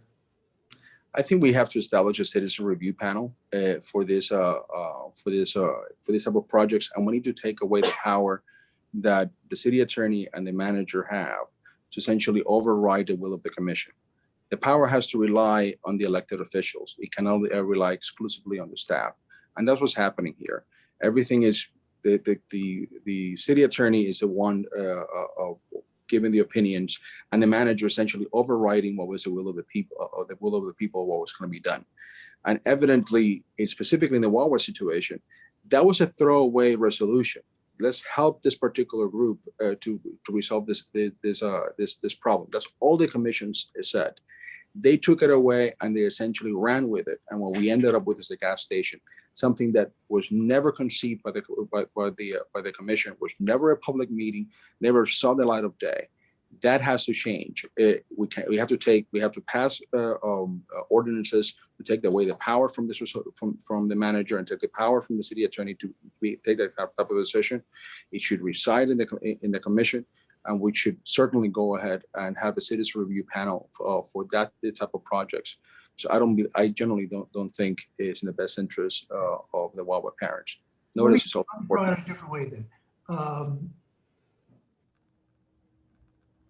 What you, I think, said is that there is no supervision, independent supervision of the staff. Somebody here did something they shouldn't have done. There were no consequences. There was no publicity. Rather than a citizens panel who doesn't do this full time, why shouldn't we have an IG to oversee what the staff does? Not only to see that they're doing it correctly, but they're not putting money into their own pockets from developers and other people. I think that's an excellent idea, something that should probably be put forward. And again, your experience as absolutely. I know. I welcome your suggestion. I think this is the type of thing that I would like to do. I want residents, I'm one guy, I have some answers, but I don't have all the answers. What I've tried to do through this entire process is make sure that residents give me the wisdom to be able to represent them as properly as possible. I think your idea of an AG is excellent. I also think that notice needs to be expanded to make sure that every single person, and by the way, notice has to be notice, return receipt requested. There's got to be evidence of the fact that folks have actually received notice, and it has to be expanded to everyone who's there. I took objection to one of the commissioners saying that, well, it should be just regular mail, and because he didn't want anything to impede the possibility to do it. There's no way to verify that. Okay? There's got to be something tangible that we can say, we notify folks, let's get them to be involved. This is what we're doing so that it doesn't go under the rug. The Wawa developers promised the city, promised the commission that they would not chop down the beautiful oak trees on the city swales and Grand Avenue. Yes. They did it. How do we punish them? There has to be consequences to what they have done. Okay. As a matter of fact, otherwise this is just building costs for them, right? So I think what they have to contribute to the tree mitigation fund, it's something like $17,000. If I had cut that tree to of my neighbors, okay, it would have cost, I could have been sued for $30,000, $50,000. There has to be a true effect and a true impact that is meaningful to these developers that in order when they a change in this action. So I think an idea, it 4 times the damage of whatever the tree, the actual marketable value of the tree is. Okay, if the marketable value of the tree is, why can't we just say, look, you violated a promise, and we make sure that it's a legal promise, even though it's oral. We're stopping you from doing anything until you fix it. Essentially, a denial of the permit. Again, an excellent idea on your part. I think that essentially they would forfeit the permit if they engage in this type of abusive action. Look, their attitude essentially is, and this is what Mr. Menendez will allow if we go forward, because he has been a huge proponent of this particular project, and he goes very easy on these developers. Their attitude has been to essentially say, ask for forgiveness rather than to ask for permission, because we have allowed him to do that, and we can continue to that be the actions that are taken by this by future developers. I think we have a question now from the Ponce Neighbors Association President, Dr. Gordon Sokoloff.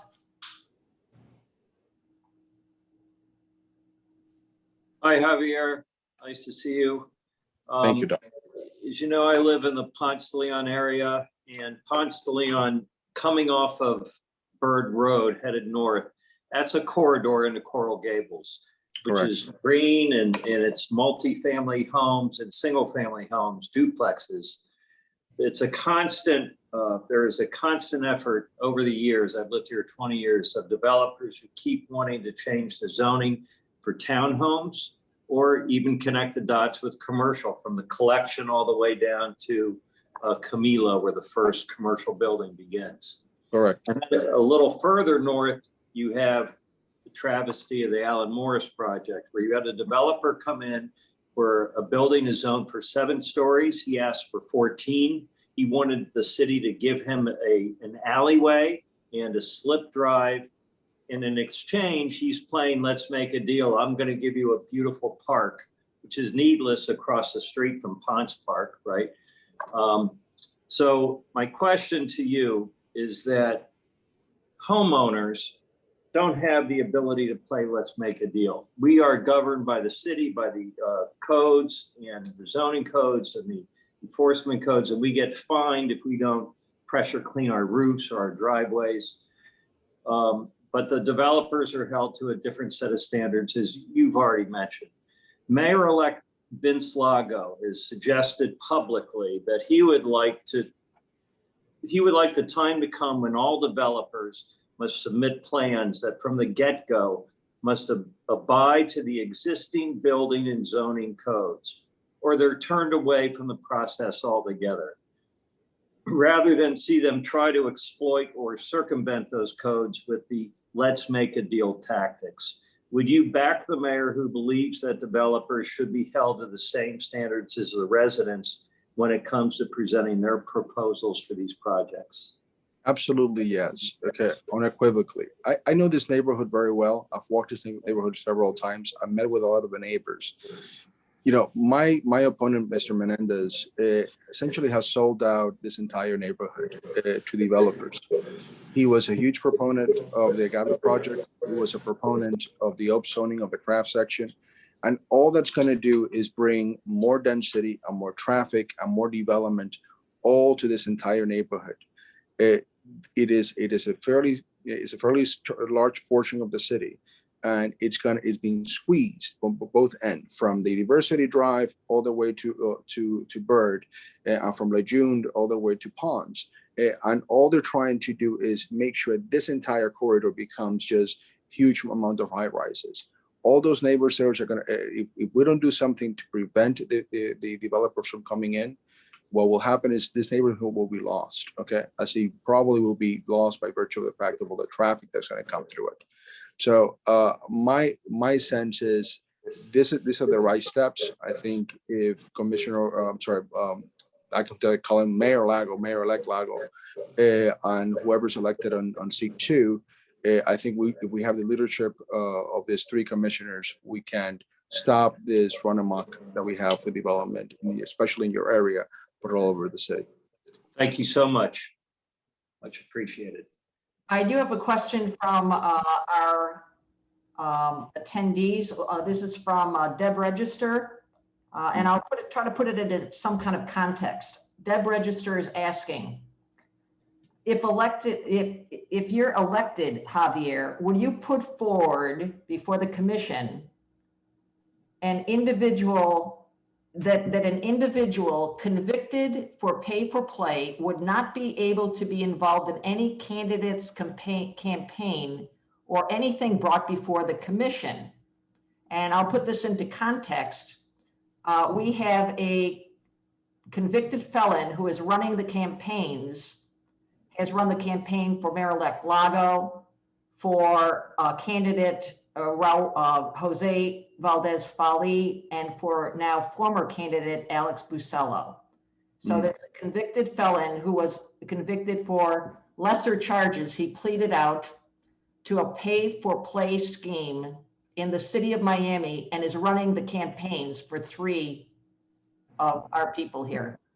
Would you allow any person convicted of that kind of pay for play to be involved in candidates' campaigns or acting on behalf of anyone for any reason, for any issue brought before the commission? Oh, I certainly would not hire him, but what I can tell you is the following. The concern I have. As an attorney, we have limitations as a city who we can tell campaigns to make that they may be able to hire or consult with, because these folks, they really know how to be able to be contacted without being contacted. So, you know, I don't want to put a proposition forward that might be ineffective, but absolutely. So folks like that should not be able to lobby the city commissioner or register as lobbyist to the commission. I think if you have a criminal record, you should be looked at fairly closely and not be allowed to be representative for the commission. But you know, the campaigns can be a little tougher to control. You know, there are things that we can do with campaigns that affect different aspects of who is hired. My stance would be put limitations on what can be given, put limitations of who can do the giving. I think that would force the candidates to truly put their money where the mouth is, and have you put a limitation of only $500, and it cannot be with anyone that's doing any type of business with the city of Coral Gables. It doesn't matter what it is. I think you do that, then the money has to go somewhere else, and all that somewhere else will be disclosed. So it will be pretty obvious who's receiving influences, who's not. So, Deb, I hope that answered your question. Leon, onwards. Unmute, please. Unmute.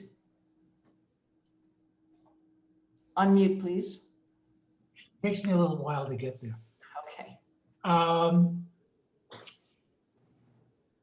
Mr. Banos, Coral Gables is the only municipality in Miami-Dade County that voted against renaming Dixie Highway, otherwise known as US 1, to the Harriet Tubman Highway. Mayor-elect Lago and Commissioners Manning and Forbes voted against changing the name. What's your position on this? I think we should need to look at each thing on its own. I think I participated in the meeting. I think they made it a far broader issue than it should be. The question is whether South Dixie should be renamed, not what should happen with every other street in Coral Gables. I think it would be appropriate, especially would be appropriate if most of the residents in Coral Gables either vote or give their opinion that it should be. And I think it will be, whether we do it through a referendum or we do it through other forms of just doing a poll to as many residents as possible. I think that will be the proper way to bring about that change. And I think it's just, she should be honored, and she has a long history. So it seems like an appropriate resolution.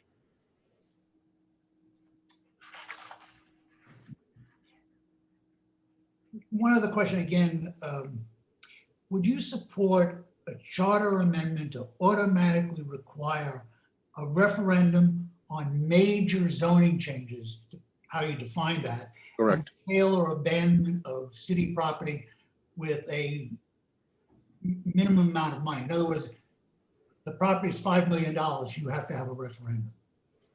I think it's a sensible approach, and it's something that should be put forward. Look, we had a real problem in this past year in which it took 3 years for everyone to come up with zoning changes, and the last people to actually listen and understand what was being put forward were the residents. I think if we're gonna have a government that truly represents us, we need to understand what our government is doing. Okay, and in essence, all that occurred here is that there was no true understanding, no true picture of what was being, what the changes were. Ramon gave tacit answers as to what it should happen, and nothing else was really truly explained. And I participated in every single one of those meetings. I think your resolution and your proposition is just, and it is a better way to represent the residents. Do you think he did a good job, Ramon Trias did a good job handling the zoning changes in terms of the residents? He's an employee of the city. As a resident speaking personally, he didn't do it. He certainly didn't do it for my edification. I think he could have done a much better job. But I think the notion was he was driving a point, right? So he wasn't really acting as a representative. He was acting as an advocate for a resolution. I think when you bring that about, it becomes quite clear that you're not being truthful to folks, or at least you're presenting a particular point of view and not disclosing the full balance of what you're trying to achieve.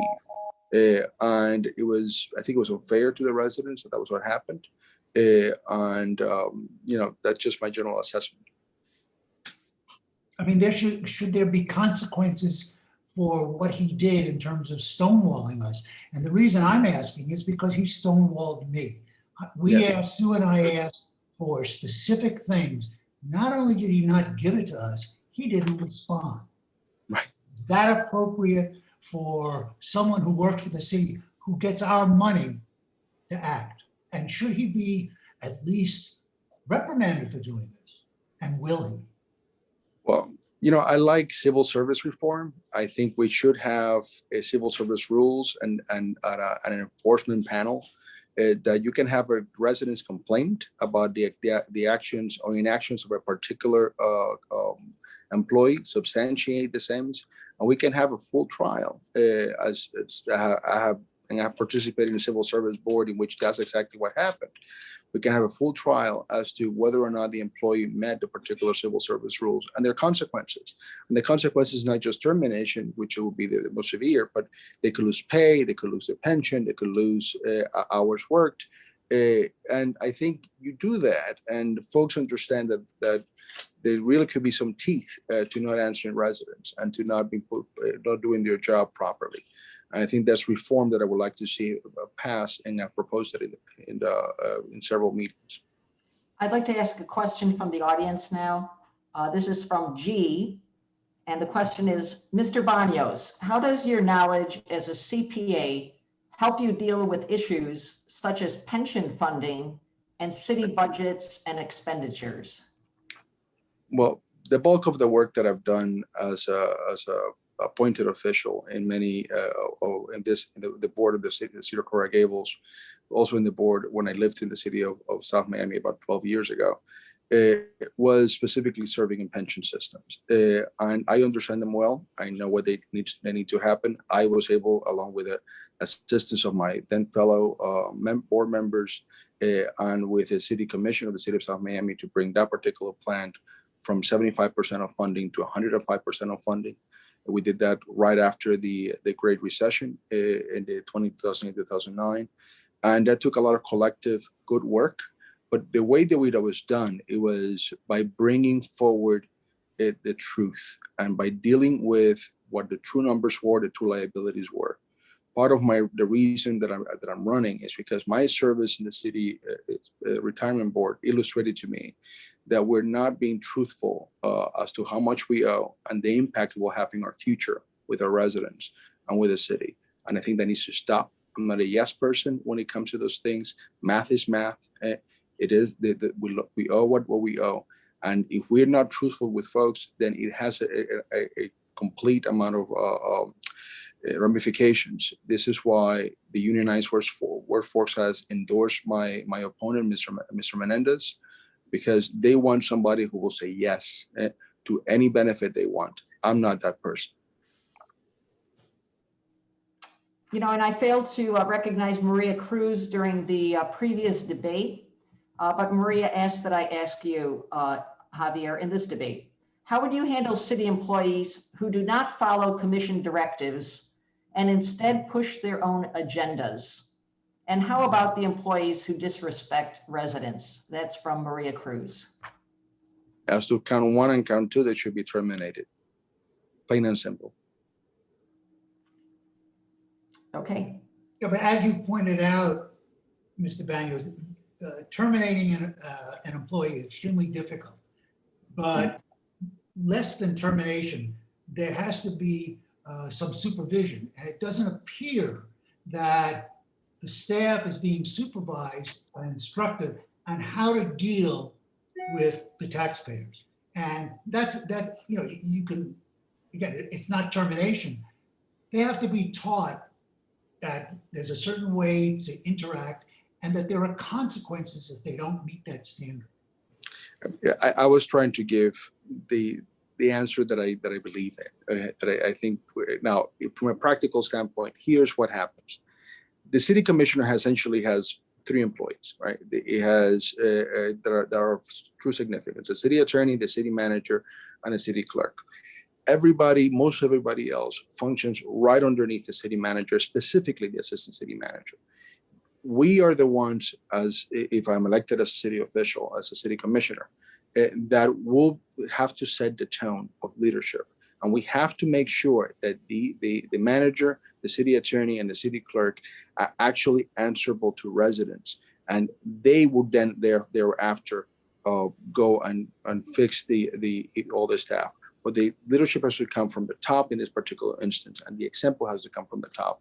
We're not doing a good job at that because there's vindictiveness. I've heard complaints from many residents of folks not being attended to, not things purposely being done, not to take to make sure that they're not being served because they complained or something else. I don't think that's the way we treat our residents. That's not fair to the citizens of Coral Gables. And I'll make my commitment that if for whatever reason we continue to have this level of leadership that is not responsive to residents, then the whole heads need to roll.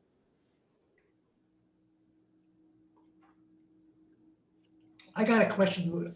We didn't get to in the last session, but I'd like to ask it here. It's a little bit out of order.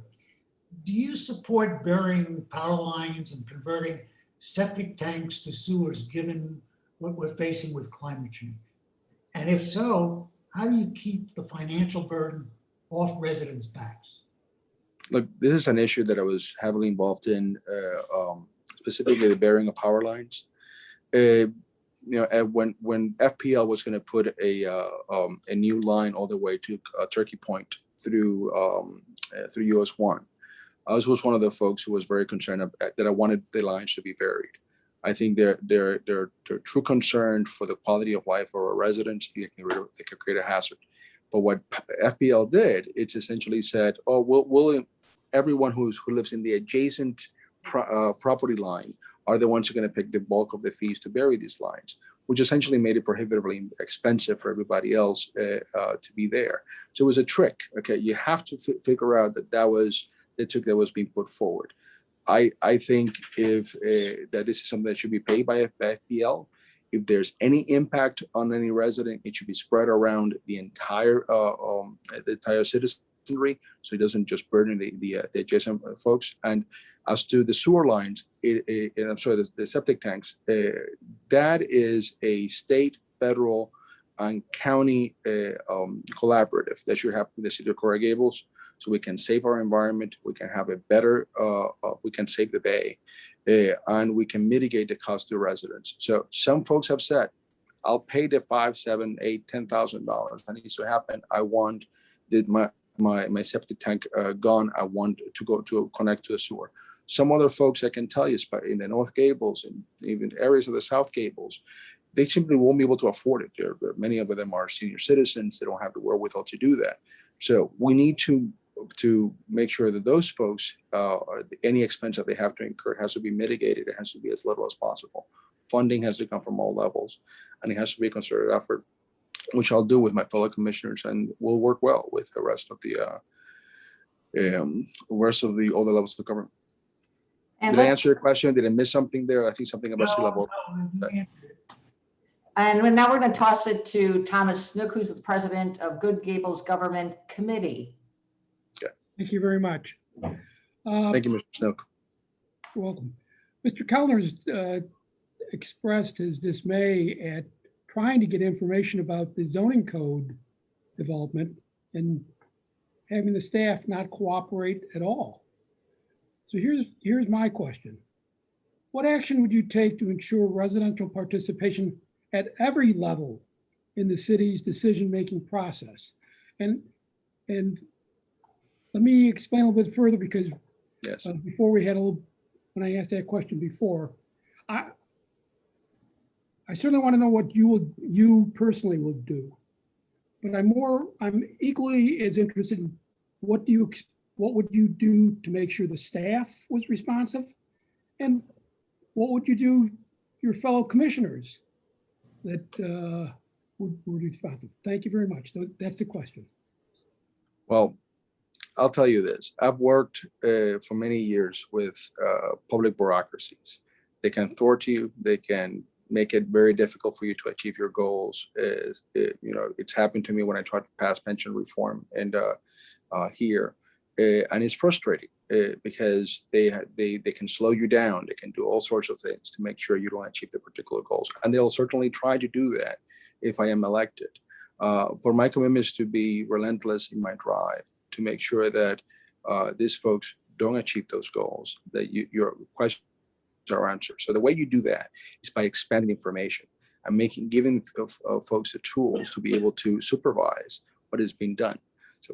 So part of what you can do as civil service reform is if there's a notice requirement, the notice requirement has to go to a broader section of residents, okay, which my opponent, Mr. Menendez, does not want, okay?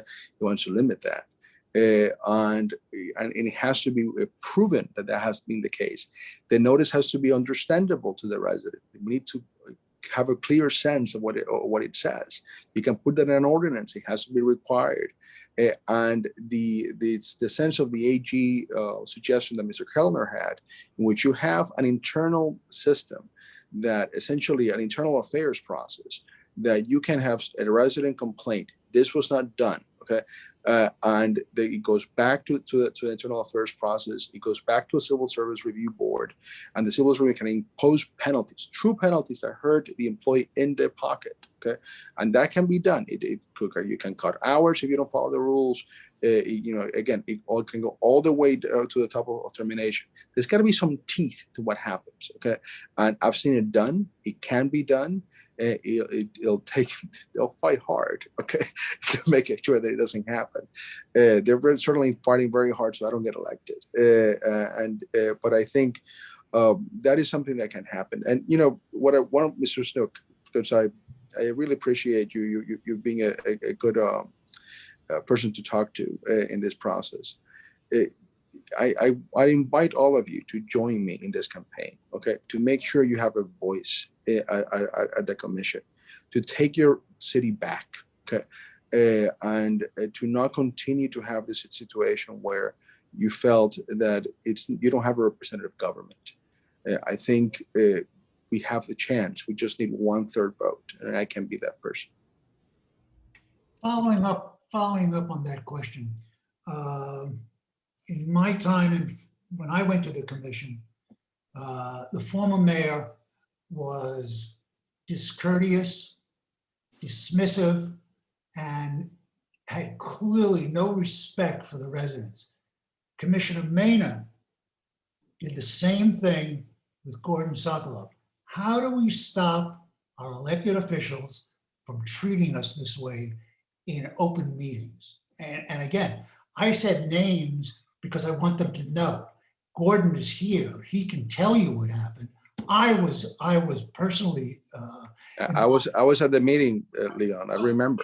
How do we get commissioners to treat the voters with respect? Look, we can have ethics reformed. We can have rules that essentially put forward what happens. But one of the things that I used to love about another city in which this is done is that for the entire process that you have resident input. And I love the fact that we finally have an ability to just talk about anything we want to, okay, for the first 30 minutes of any open meeting. The mayor would essentially, everyone had to be muted. Okay, you cannot speak. You cannot speak back to anybody else. And the only way anything would happen is that all 5 members would actually allow you to speak, okay, while the residents were speaking. I think that is a way in which you can curtail the back and forth, because it's inappropriate. You're not there you're there to give your opinion and to give your wisdom to the commission. You're not there to essentially be berated and engage in a fight in the middle of a public meeting with a commissioner. You should be respected. You have honored everyone who's up there with your vote, okay?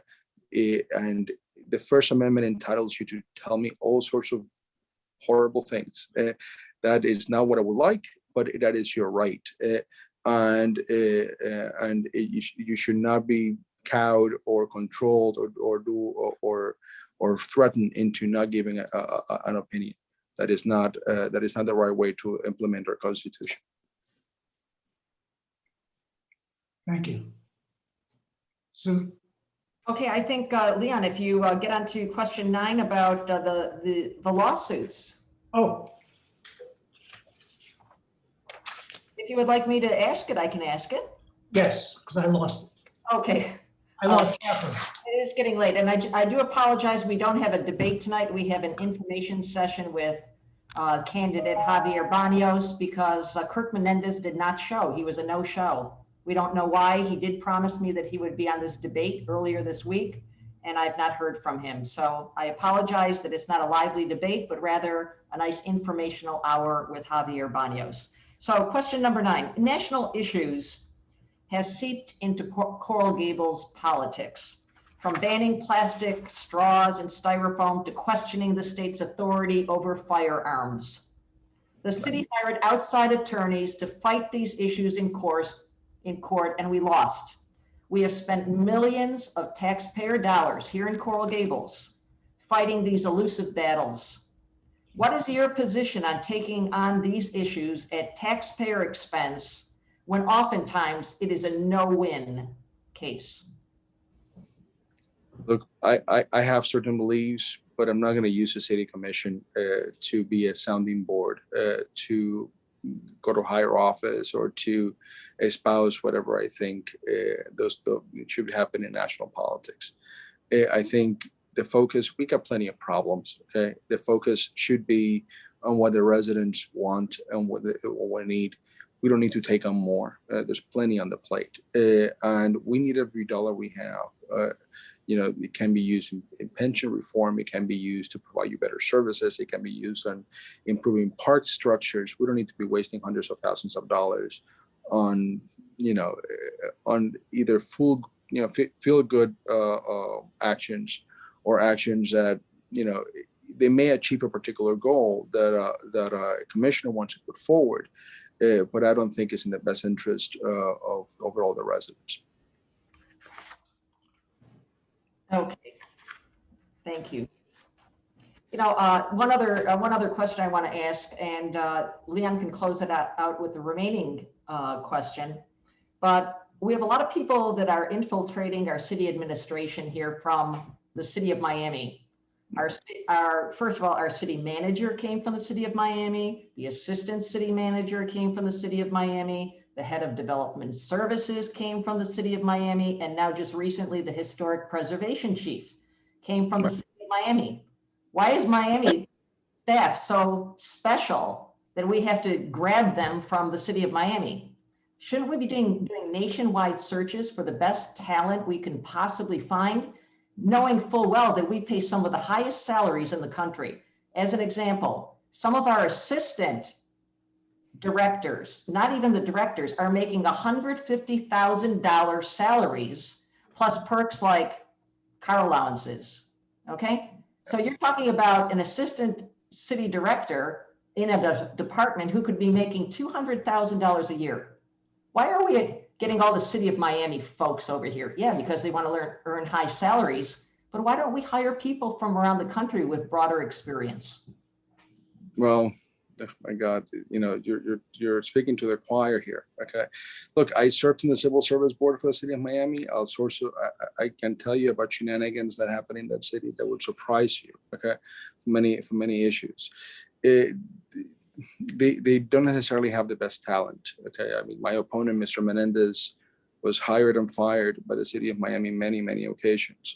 So the issue here is we need to have the best possible employee that the city can afford, and it should be at the rate that makes sense. It shouldn't be your buddy. It shouldn't be your friend from the adjacent city. It shouldn't be the guy that you knew from way before. Just because you may have some local experiences that make you the most person that's most qualified. And I think it continues to perpetuate the same problem of essentially bringing the notion of the way development happens in the city of Miami, you're bringing into Coral Gables, which is why the downtown is starting to look like Brickell, and we should stop that. Let's bring folks that have true history of the city in mind. Let's bring folks from other areas of the country that have done some different work, so we can expand the pool of talent and have the best of the city beautiful. That was a great answer, but there is somebody in I this like city it. who hired all these people? Who is it? Right. Who hires these people at these salaries? And why isn't he brought before the commission, which I hope you will do if you get elected, and said, what the hell are you doing? Why are we hiring from, I mean, why are these people good? It's not, we have to do the best. No, there's somebody doing this and it has to be brought to task. I agree with you. I agree with you. And if the person needs to be terminated, it needs to be terminated. Look, it's easier to control your friends, right? It's easier to work with the folks you already know, okay? Because they're essentially in a bureaucratic system, well, they would do whatever you need them to do. And I think that's what's happened in the city, unfortunately, and we need to stop that process. Promise that if you get elected, you will call the city manager in front of a public commission hearing and ask him these questions. Absolutely. We're going to hold you that one. You better. Okay, I expect you to. And you know, the one thing I want to say though, I expect HOA and every one of you to call me, to bug me, to make sure that I'm present. I'm going to be available. I'm going to be transparent. I'm going to give you my email, my personal cell phone. I mean, be respectful of my family time when possible, but I want to make sure that I am responsive to you, that I listen to you. Yeah. All right, so we're going to close it out with a quickie. And the quickie Sure. is, tell us on the first day that you are commissioner, what are the top 3 things you're going to start working on immediately? Well, if my first thing will be that I'm going to go through the budget process, and I want to go through each one of our specialized funds and each one of our systems. And I want to have an efficiency audit done through the budget and done through the city. I want to know where the money's going. I want to know why we're spending what we're spending, where we are. And I want to see what levels of efficiency, how many employees we have, where they should be placed. I think that's key because the first thing I'm going to have to do is approve a budget within 3 or 4 months. I'm going to have a lot of work to do to make sure that I don't waste a year of my time, essentially taking on what happened the year prior. The next thing will be, I think pension reform needs to be put forward. I think that essentially will safeguard our future. It will be the items that will allow us to do everything we need to do, from expanding parks, from doing sea level rise planning, and from stopping. And then the last thing would have to be, making sure that we modify the zoning code. And we modify the notice requirements so that folks have more input into our city. And we're not continuing to give away the city to developers. All right, and I do have a note here because somebody sent me a note in the chat saying that Mr. Menendez, there seems to be miscommunication.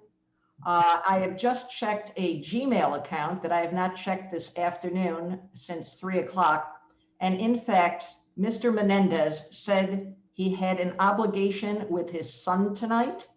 Basically, the essence of his email, he had an obligation with his son tonight. He did tell me that earlier in the week. He said he would extricate himself from that situation for the debate. But he now shares that he apologizes for not being available. So in fact, Mr. Menendez did respond a little earlier. I apologize that I did not see this email because he did promise that he would be here. But nevertheless, as opposed to a lively debate, we had an informational, very nice informational session with Mr. Banos. We appreciate you staying with us for the entire hour and answering all the tough questions. And we apologize to all the attendees for not hearing debates either in seat 2 or seat 3. But we hope you were able to glean from the questions that Mr. Kellner expertly asked and the answers that our candidates answered. You were able to glean exactly who they are and what they would do for us, the residents of Coral Gables. So we appreciate also Good Gables Government Committee for being a part of this, the Ponce Neighbors Association for being part of this, and Sam Joseph and the UCCC for all being part of this. We hope to do this again in the future, and we hope to have a true debate. Now, remember, open up your mailbox. You got your ballots in the mail today. If you did apply for a ballot, in fact, I have a very enthusiastic chatter here saying, yay, I got my ballot today. But if you did not apply for a ballot and received a ballot, early voting is this Saturday and Sunday, 7 to 7 p.m. at the Coral Gables Library. And of course, on the traditional election day, Tuesday, the 27th, at your local precinct. We appreciate all of you being here for 2 hours. We had a total of around 130 people almost throughout this entire 2 hours. We appreciate your time, and please make sure you join the Coral Gables Neighbors Association. We'll see you soon out there, and thank you, Leon, for all your help. Thank you. Thank you.